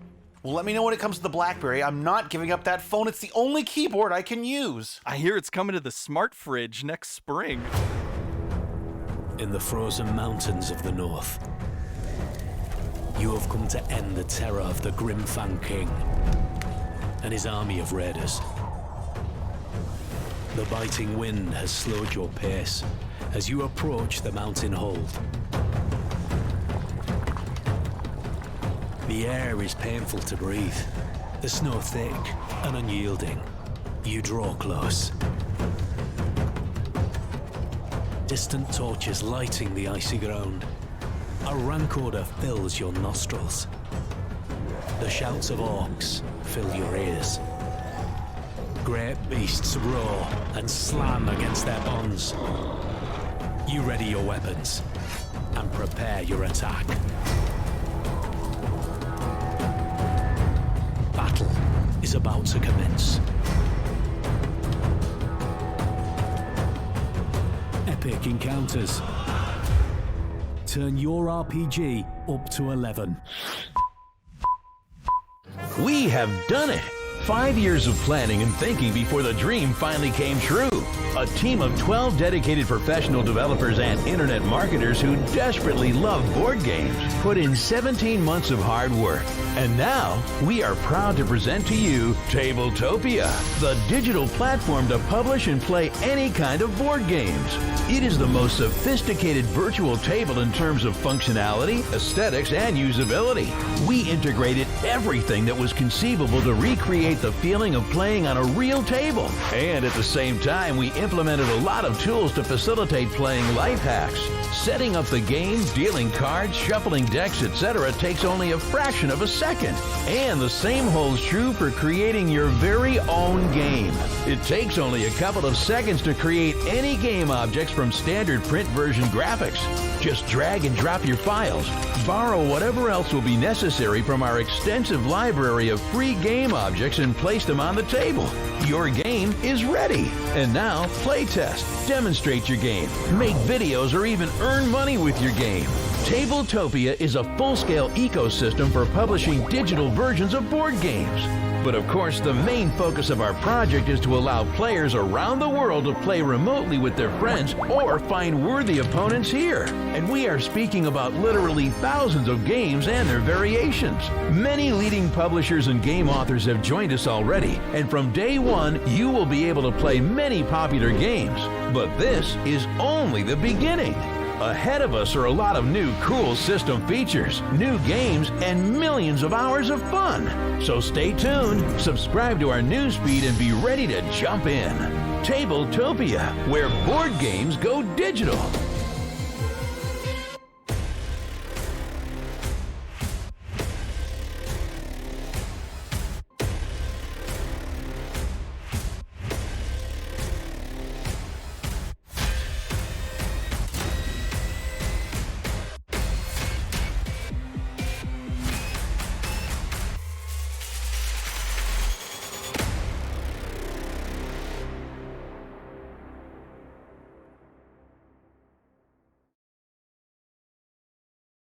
For those that do not know, and they crack open these books, and we've discussed this before, but it's kind of unique to, you've got a character that's very famous, Melf, who has several spells named after this character for some very specific reasons.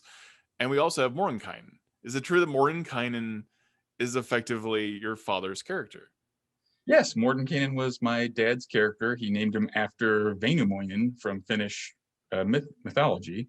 As a wizard, and that's how he came up with that. So most people were playing fighters, and my dad wanted to be a wizard and cast, weave arcane magics and control the world that way. So instead of being Conan. Did you ever get to play as Melf with your father playing Mordenkainen? Mordenkainen was an NPC that I interacted with a whole bunch because Melf worked for as a member of the Red Rampart Guard. He was worked for Mordenkainen, helping him.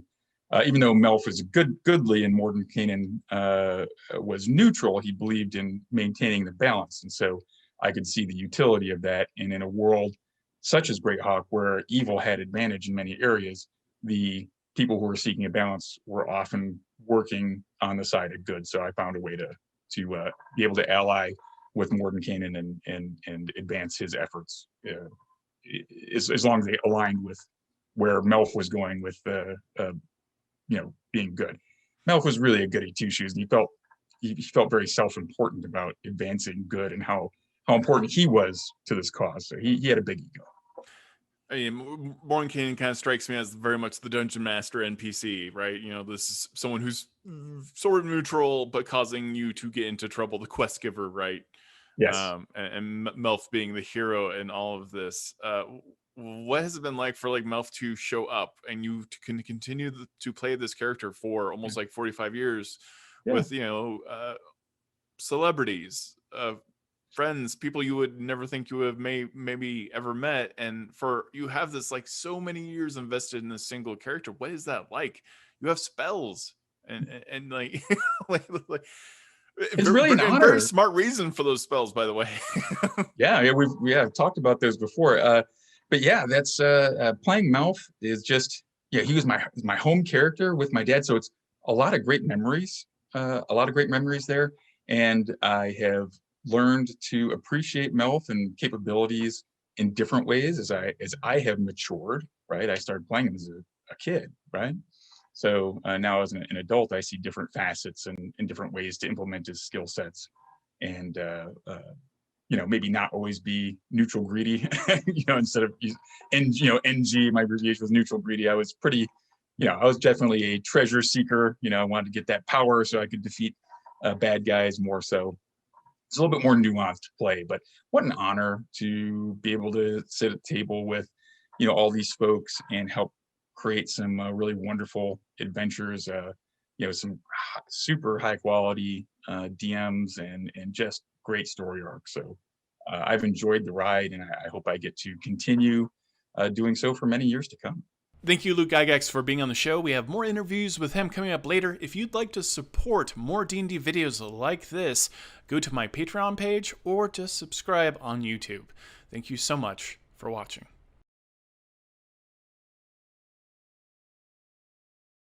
Excellent. Hello, everybody, and welcome. A very special panel for you where we talk about the indie side of TTRPG publishing and how we utilize Kickstarter to bring you guys the excellent games that you love. So my name is Jameson Stone. I'm the founder and CEO of Apotheosis Studios. We recently just came out with the Red Opera, an epic bard campaign.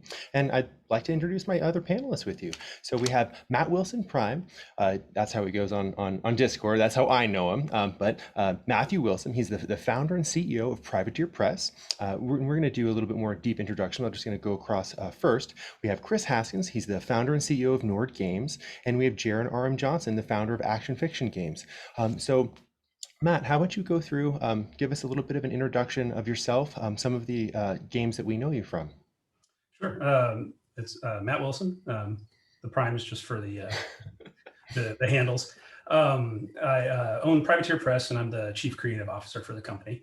We've been in business since 2000, so going on 22 years almost. And we started way back then when Wizards of the Coast was doing the 3rd edition of Dungeons and Dragons, and had at that time issued released the open gaming license. We saw that as an opportunity to do some fun stuff. Never really expected to make a real company out of it, but here we are 21 years later, still doing RPGs.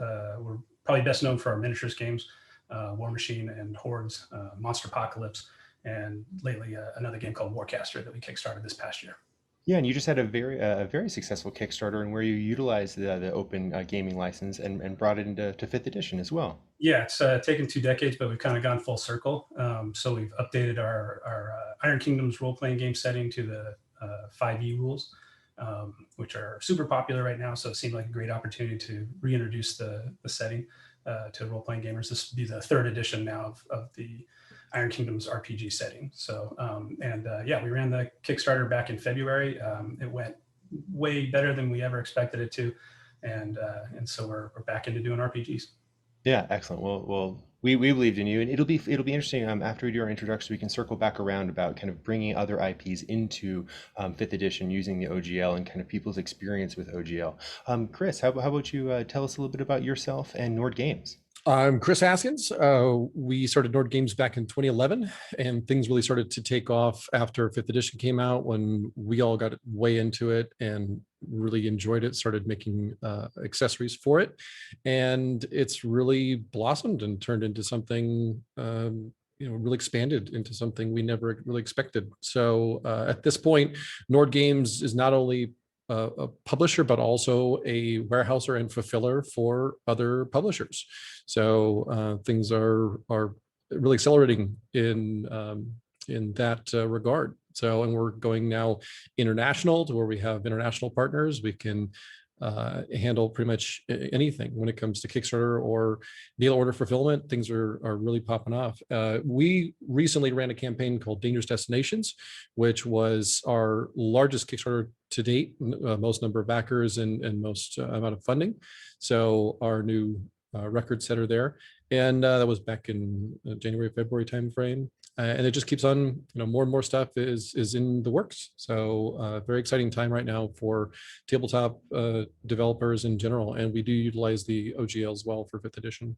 Excellent. And as you mentioned, you actually provide a really invaluable service, at least for myself at Apotheosis Studios. And I believe that Jaron of Action Fiction Games utilizes it as well for both domestic and international shipping and housing and fulfillment. So we'll come back around to that in a moment. I just wanted to it's a big topic. We'll come back around. Yeah. But thank you for that. Jaron, always good to see you. Please introduce yourself and tell us about Action Fiction. Yeah, sure. How's it going, guys? My name is Jaron R.M. Johnson. I founded Action Fiction with 2 of my best friends, CJ Thomas and Brad Roberts. We're definitely the newest folks to the TTRPG industry out of everyone here.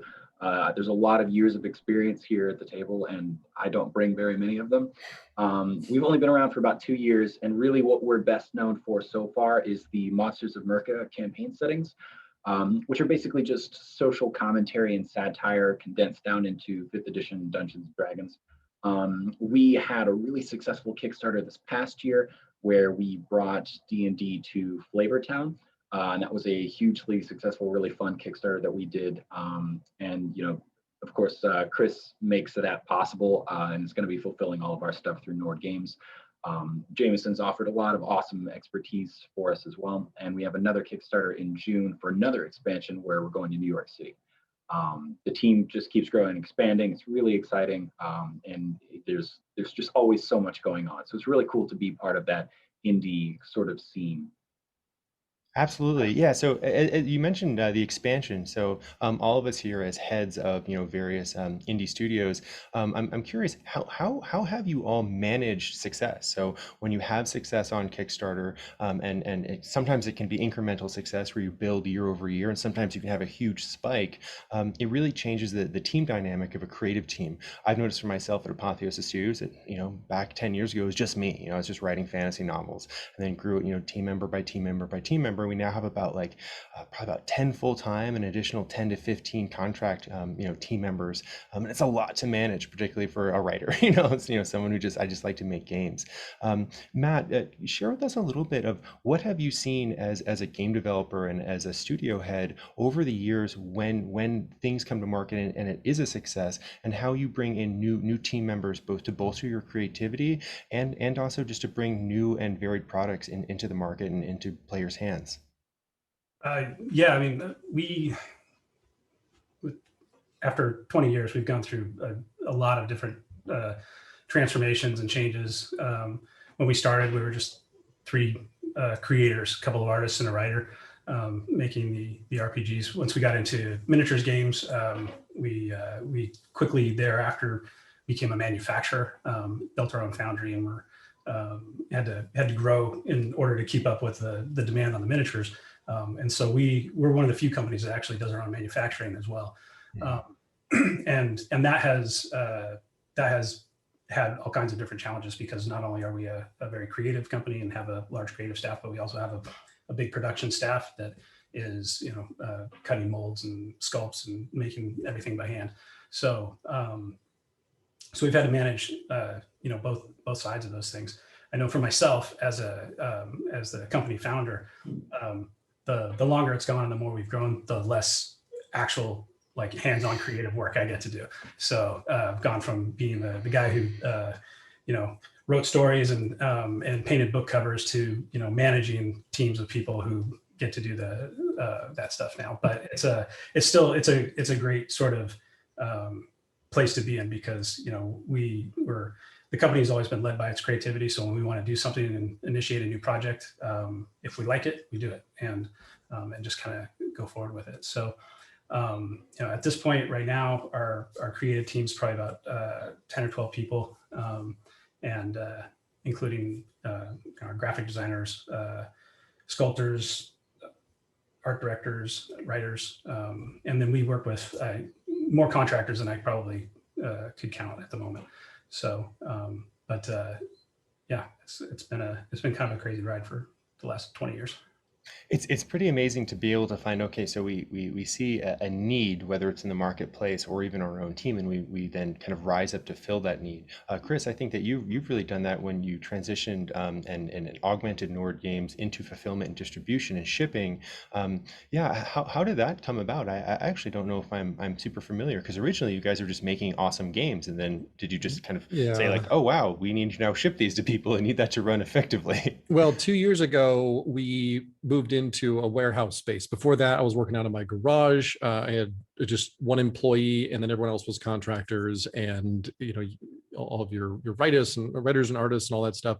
It gets kind of out of hand, like Matt was saying. I don't even know how many people we actually work with at this point, you know, off the top of my head, but it's a lot.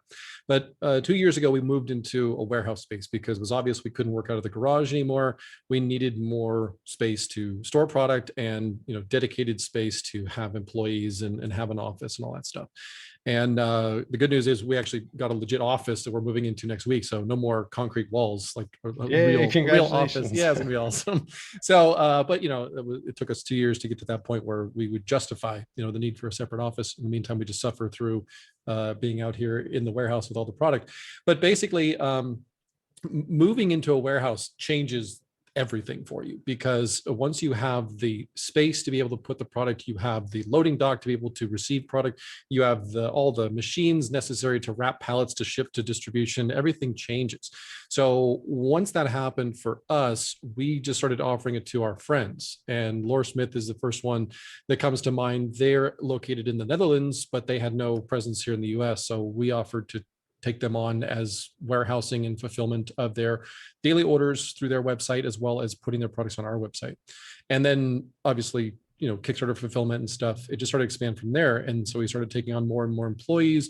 The throughput became bigger and bigger and bigger. And now we're just opening up to whoever. And if they've got a product they need to warehouse, we've got the space, we've got the know-how, we've got the partnerships with other warehouses across the US as well as internationally. So it becomes sort of a turnkey solution for people like you and Jaren at Action Fiction to work with us to fulfill their stuff and continue to fulfill it after a Kickstarter, just a warehousing solution. So it was really a game changer to be able to, it's sort of a catch-22. Until you have the space, you can't do what you need to do.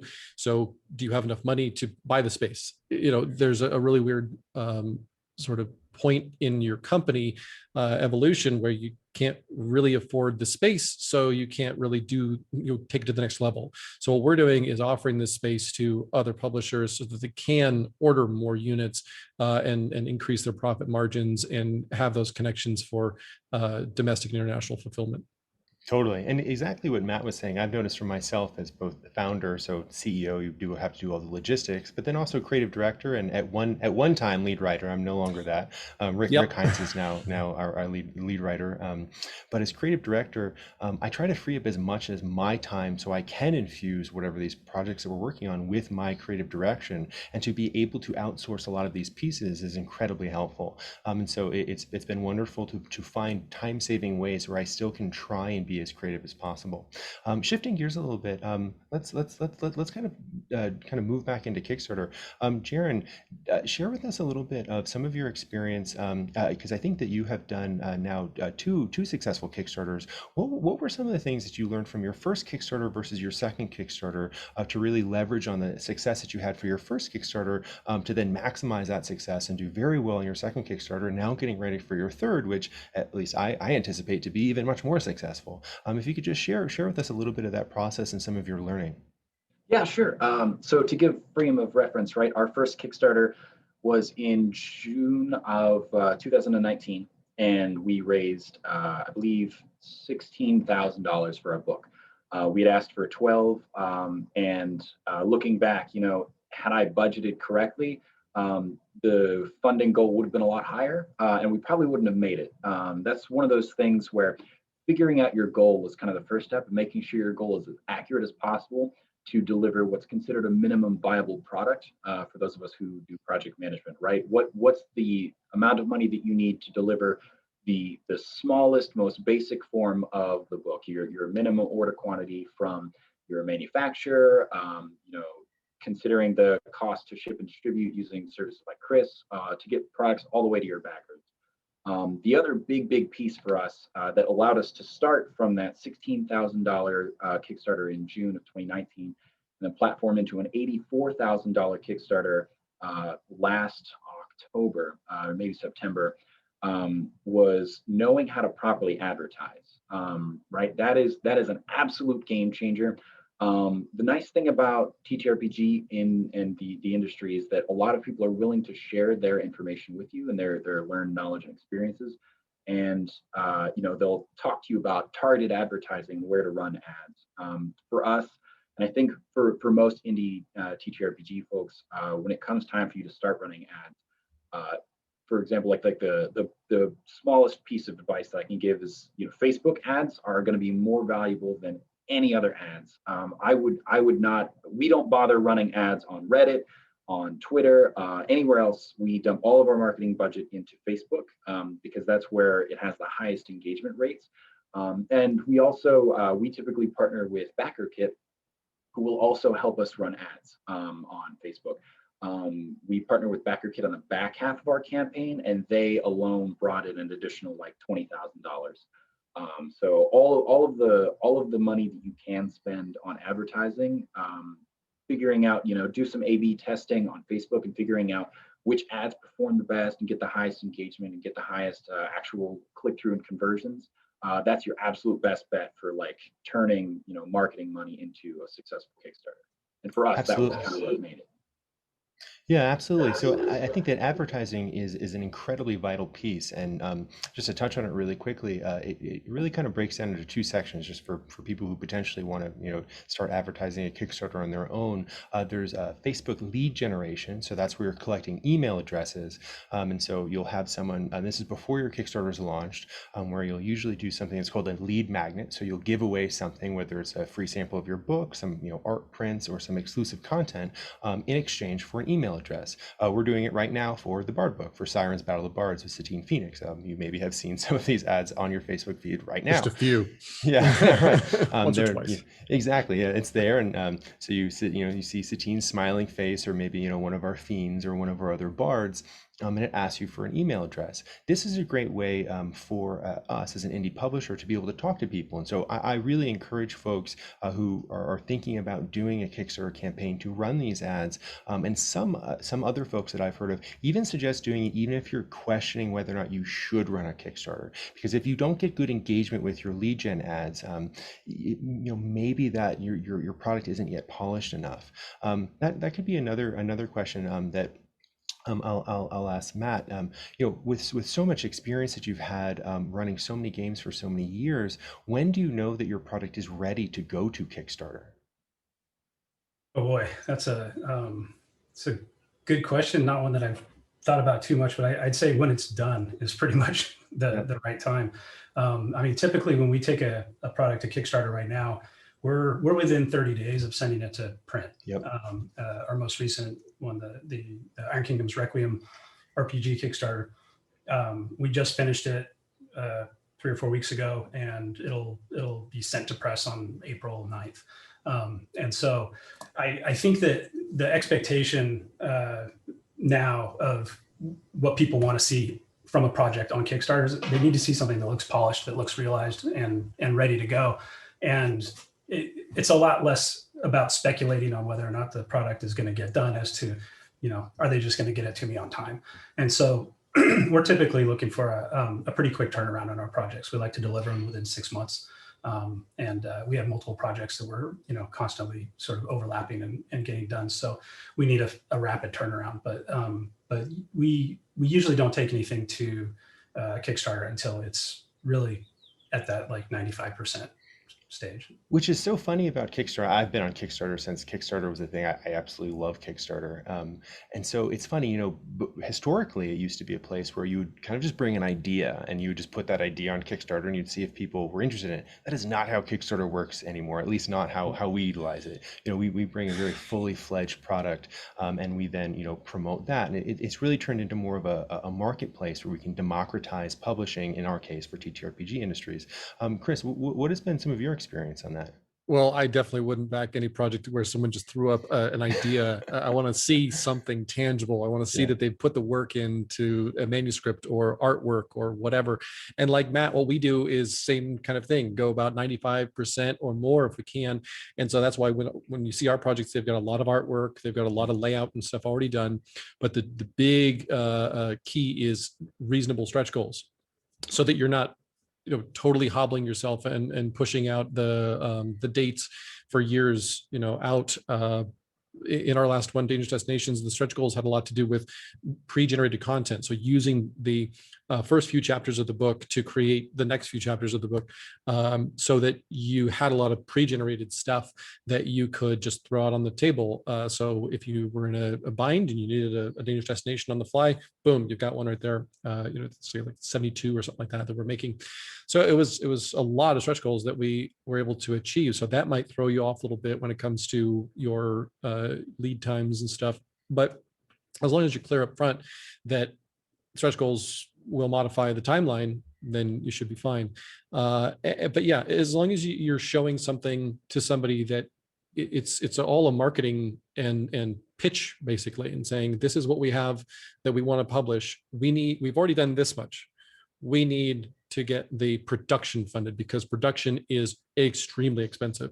And in some cases you're looking $100,000 just for, printing your books or your accessories. And the other thing, stretch goals may unlock accessories that add a whole different level of complexity to the project. And now you're going to have to get miniatures and cards and tokens and all these other accessories that get added to it. And as long as you've done your due diligence up front, and as long as you tell the backers what to expect, you should be good. Completely. Yeah, it's really amazing. I remember with the most recent success of the Red Opera, people saw this, $165,000 number, and they're like, "Oh, congratulations, Jameson! You've done it. You've made all of this money. You're gonna pay off your house." Exactly. No. I said, yes, those are our sales. We've done amazing in sales. It's really exciting, but that's not profit. There's a really big difference between profit and sales. And with Kickstarter taking their cut and BackerKit taking their cut, and then we have to pay our people. Oh, that's right. Artists deserve to be paid. That money goes away very quickly, and it's the job of us, CEOs and founders of these studios to really manage that very well. And as Matt was saying, to overlap projects. Jaren, what has been some of your experience with that, of kind of being behind the steering wheel, as it were, and you see this success, and you know that you have an IP in Monsters of America that is doing well and getting some traction. How do you plan accordingly to be able to bring new content to market while also still paying your bills, paying your people? Another question I'll kind of throw in there too: how many people do you have on your team that are like full-time writers and artists versus contract writers and artists? Do you just have a small core team with a larger outsourced group? Yeah, go ahead. Yeah, all great questions. And it's funny because one is sort of the answer to the other, right? So the answer to how do we handle expansion and recognizing that there's some demand for our IP, and the answer is, for me, it was learning that I can't do it all myself, and that's just not something that I should try to do. That's not something that really anybody should try to do. I absolutely became the bottleneck of our company because I was trying to be finance, and I was the creative director, and I was the project manager, and I was the contact for all of these people. And it's just more than one person can reasonably handle. And I was really fortunate that some of the writers that we had brought on for Restaurants and Retail, which was just an exorbitantly large book. For that project, there were three core full-time action fiction people, and we had brought on 18 contract writers. So we divided into 3 teams of 6 to create this book, which was far too big a team. And it was, our original goal was to have 10 contract writers. We just had so many good submissions. And a lot of those people that came from those 18 writers decided, like, hey, we really like working with action fiction.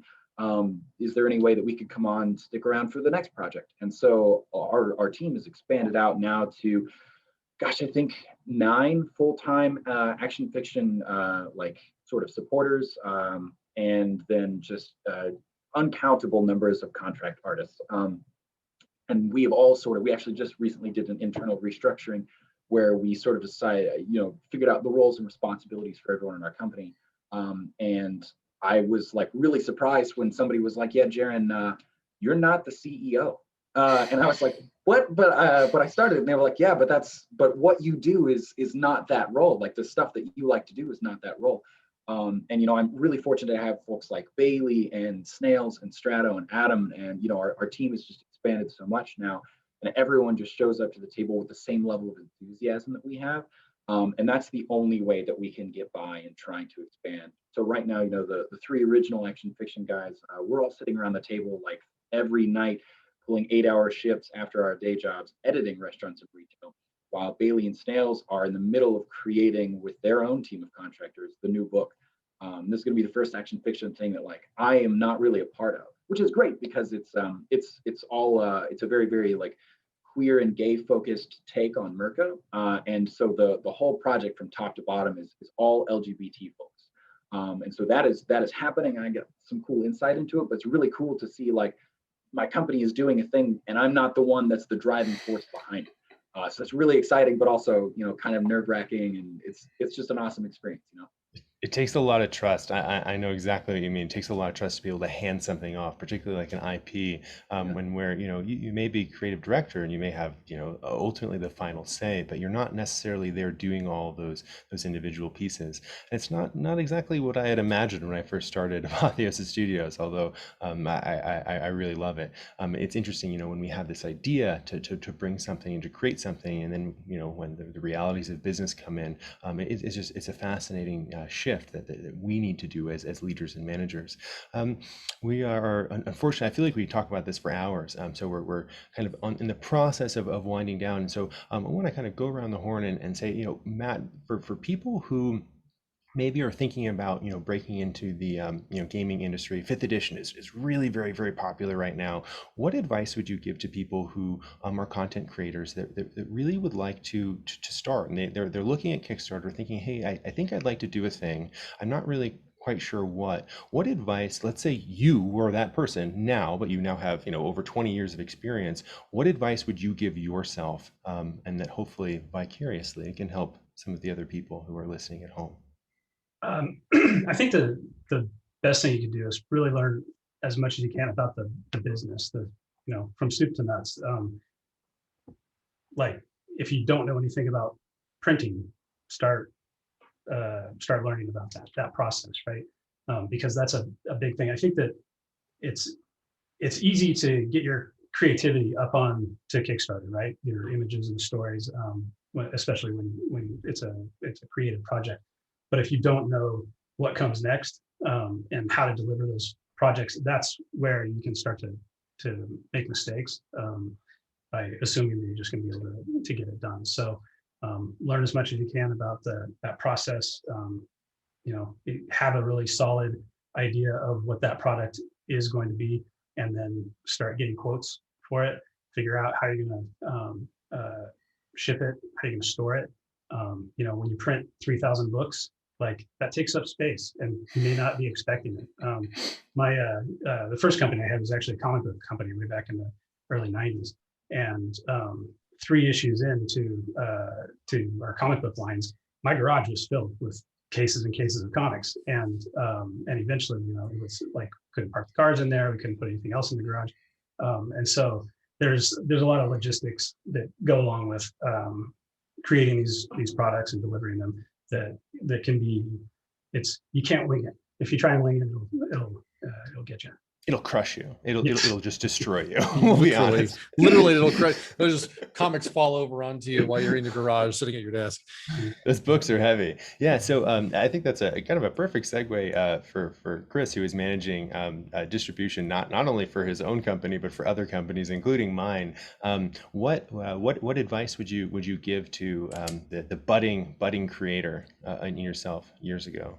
Well, when it comes to Kickstarter in general, if you and publishing indie stuff, if you can find yourself a mentor, that's going to be one of the biggest things. I was very fortunate in that I found myself a mentor back in like 2012, I think it was. So that really started to change everything for Nord when I met someone who had been in the industry for a long time and was willing to offer me advice and share wisdom. So definitely, that's one of the first things to check off the list. And then also, if you want to create physical products, figure out how you're going to do it. Are you going to do it through like Drive-Thru RPG, which is a great resource, but you're talking print-on-demand products, which are not going to be the same quality as offset printing, and there is a big difference. So learn that kind of stuff, like Matt was saying. Learn about the production process, and be able to talk the talk and walk the walk, basically, on whatever product it is that you're interested in publishing.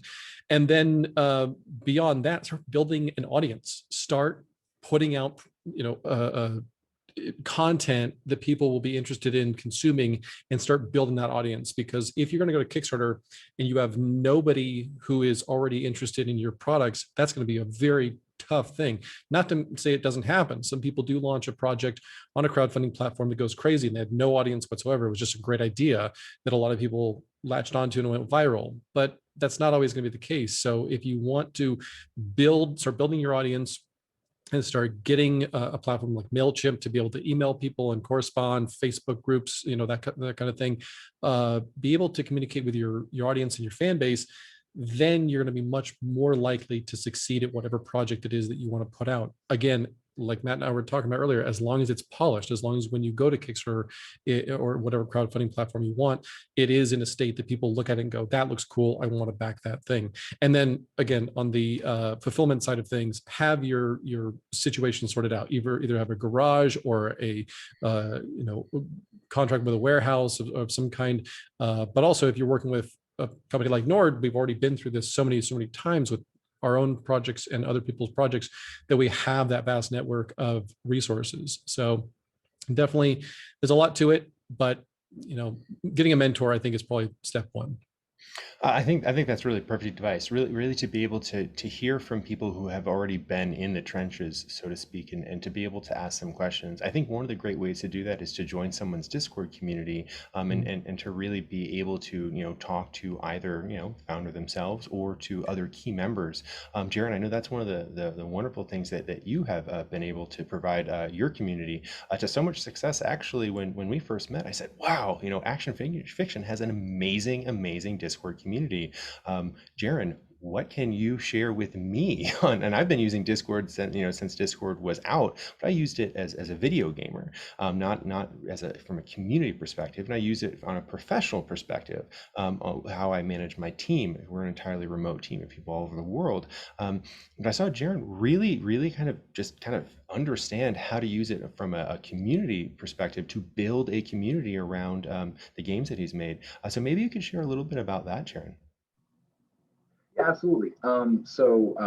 Chris is absolutely right when he says that you need to cultivate an audience in order to be successful. And especially when you are a small indie creator, the question becomes like, how do I cultivate an audience? And then how do I keep my audience engaged? For a lot of small creators, it's hard to crank out multiple projects per year. When you're not as well established, it's hard to do, for example, like what Matt does, where he's like, I'm going to build this project and ship it in 6 months.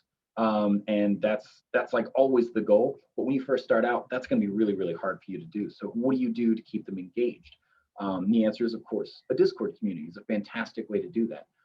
It allows you to get face time with your community. It allows them to ask questions. And in my experience, it tends to make your product better, right? So a couple of the ways that Action Fiction has been able to leverage our community on our Discord is, a lot of people in our Discord get really excited to play test things. And so we've had kind of our own bed of play testers to help balance our content and make it really successful. A lot of folks in our Discord have also helped us with the editing, which is weird because that's not really something that we look to our community for, but they just get so excited to read our content, and then they wind up helping the product because they'll point out and they'll say like, hey, did you know that there's a typo on this page? And we go, whoa, no, awesome. I'm so glad that you caught that. And then, now that's not going to make it into the final product.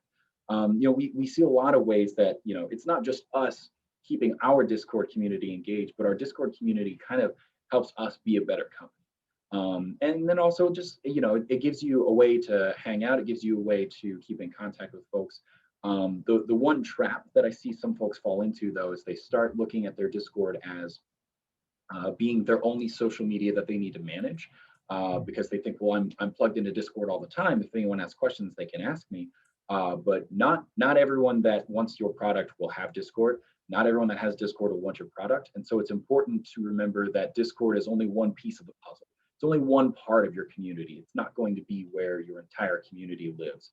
And depending on what kind of games you are looking to create, you might find your community in different places. I was shocked to find how many small TTRPG communities there are on Facebook, in Facebook groups, on Twitter, in tons of different circles. There are tons of subreddits for it. So, whatever social media is kind of your flavor of choice, there's a way for you to churn out content, not just for your Discord, but for your community on that platform as well. Excellent. Yeah, we absolutely love our Discord community, and it's been amazing to look to other Discords for inspiration, whether it's the Gilding Light Discord, whether it's Action Fiction. But I set out to create the community that I wanted to be a part of, and so it's a little quirky, as am I, but it's been a wonderful way to really understand kind of who our community members are, and then actually be able to bring them into what we're making, whether it's through editing or just through amazing great ideas or finding new artists. We're unfortunately wrapping up with our time. I really hope to be able to do a panel like this again. I think it'd be just a lot of really amazing experience here to share. Let's go around the horn again, starting with Matt. Where can people find you on the internet? Where can they find your games? If people maybe wish to ask you questions, I know none of us have very much time to take on that mentorship role, but if people could, snag 3 minutes of your time on Twitter or something like that, what would be the best way for folks to be able to learn from you, Matt?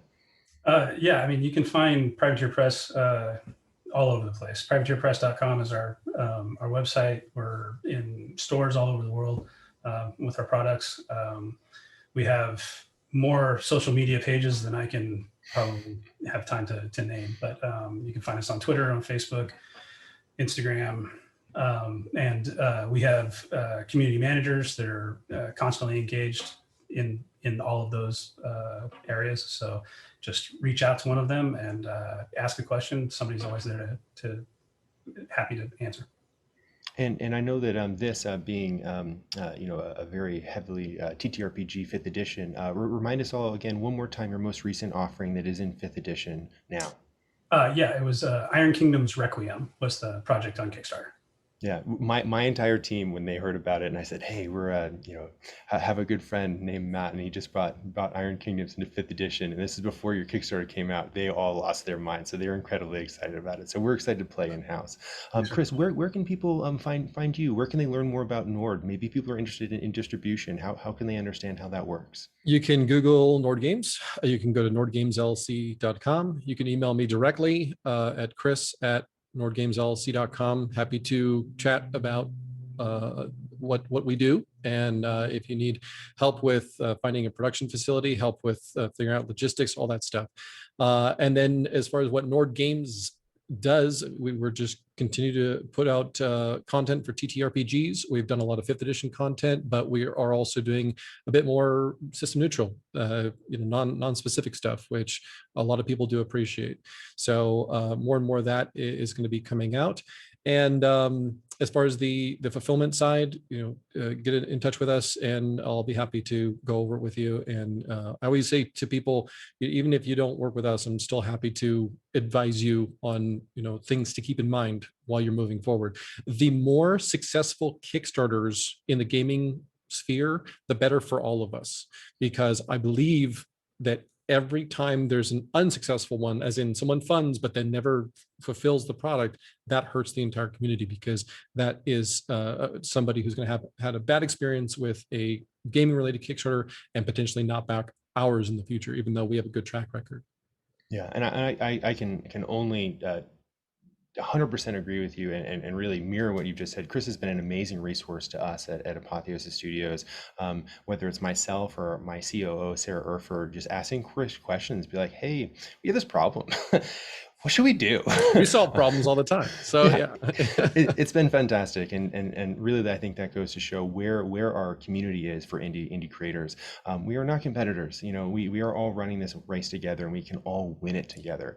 It's a very different mentality, I think, than the advice that publishing. The advice I was given by my mentor was, the slogan was "Rising tides raise all ships," and we are all ships, different size ships, let's say, in this vast ocean, but we're all in it together. And when there's someone who is just doesn't have that mentality, it definitely shows.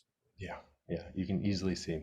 So I think we're really running out of time. So Jaron, where can people learn more about action fiction games? Yeah, 3 good places, right? Email us at info@actionfiction.com. Find us on Twitter @actionfiction, or hit our website actionfiction.com. That'll link you to our Discord, and we have so many people that are super active on every platform. So feel free to reach out, ask questions. We'll help however we can. Excellent. When is your next Kickstarter coming out? Next Kickstarter is in June. It's for Monsters of Merca: The Chromatic Gamut, and it's the queer-led and queer-oriented Merca expansion, which takes place in our version of New York City. So it's really, really super cool. We're super excited about it. I've enjoyed your last two books, and so this new one's going to be fantastic too. So again, I am Jameson Stone, CEO of Apotheosis Studios. Our most recent offering into the gaming arena is our Warlock book called The Red Opera. It's available at theredopera.com. Our next book is an epic bard campaign featuring Satine Phoen and the Sirens, and it's called Sirens Battle of the Bards. You can learn more about that at thebardbook.com. There's so much more information here to explore about the indie publishing sphere and Kickstarter. And so hopefully we'll be able to bring this panel back again. Next time, maybe take some questions from audience. But I think for now, there's much more amazing content that you all have coming to you on GaryCon. So please stay tuned. And thanks so much for sitting by and enjoying this conversation about things that we love, games. Thanks, everybody. Thank you.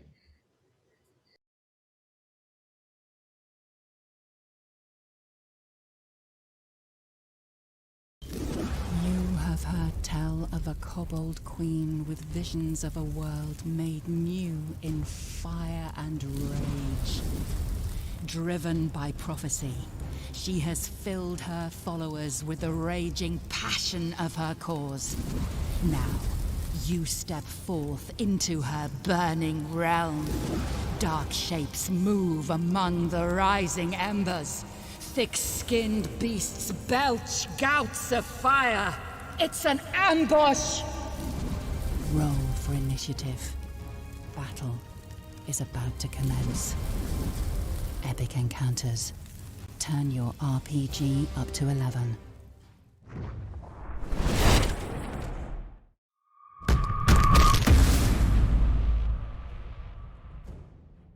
Hello, I'm Benwin Bronzebottom, celebrity dwarf and video game enthusiast, and this is my sidekick, Crowy. Hello. Quiet, you. I'm here to tell everyone about Idle Champions of the Forgotten Realms. It's a Dungeons & Dragons-based strategy game from Codename Entertainment. It's a management game with an emphasis on formation strategy, where you assemble parties of legendary heroes and send them on adventures through the Forgotten Realms. Heroes? Crowy, don't you mean champions? Players unlock legendary champions of the Forgotten Realms, like Dritz Duerden and the Companions of the Hall, Farida and Havilar from the Brimstone Angels saga, and many more. Assemble the best adventuring party possible based on your formation options, champion abilities, and the obstacles and enemies you face. Or just smash your mouse button repeatedly like I do and hope for the best. Each champion has an incredible array of skills and items to let you customize your style and play even further. Farther. Farther means more distant. Further is figurative. Well, I meant more distant, but figuratively. That's forther. Well, customize your style even further, because Idle Champions of the Forgotten Realms is available on all your favorite gaming platforms. Steam for PC and Mac, web, Epic Game Store, PlayStation 4 and 5, Xbox One, Xbox Series X, Nintendo Switch, iOS tablets, and Android devices. Well, let me know when it comes to the BlackBerry. I'm not giving up that phone. It's the only keyboard I can use. I hear it's coming to the smart fridge next spring.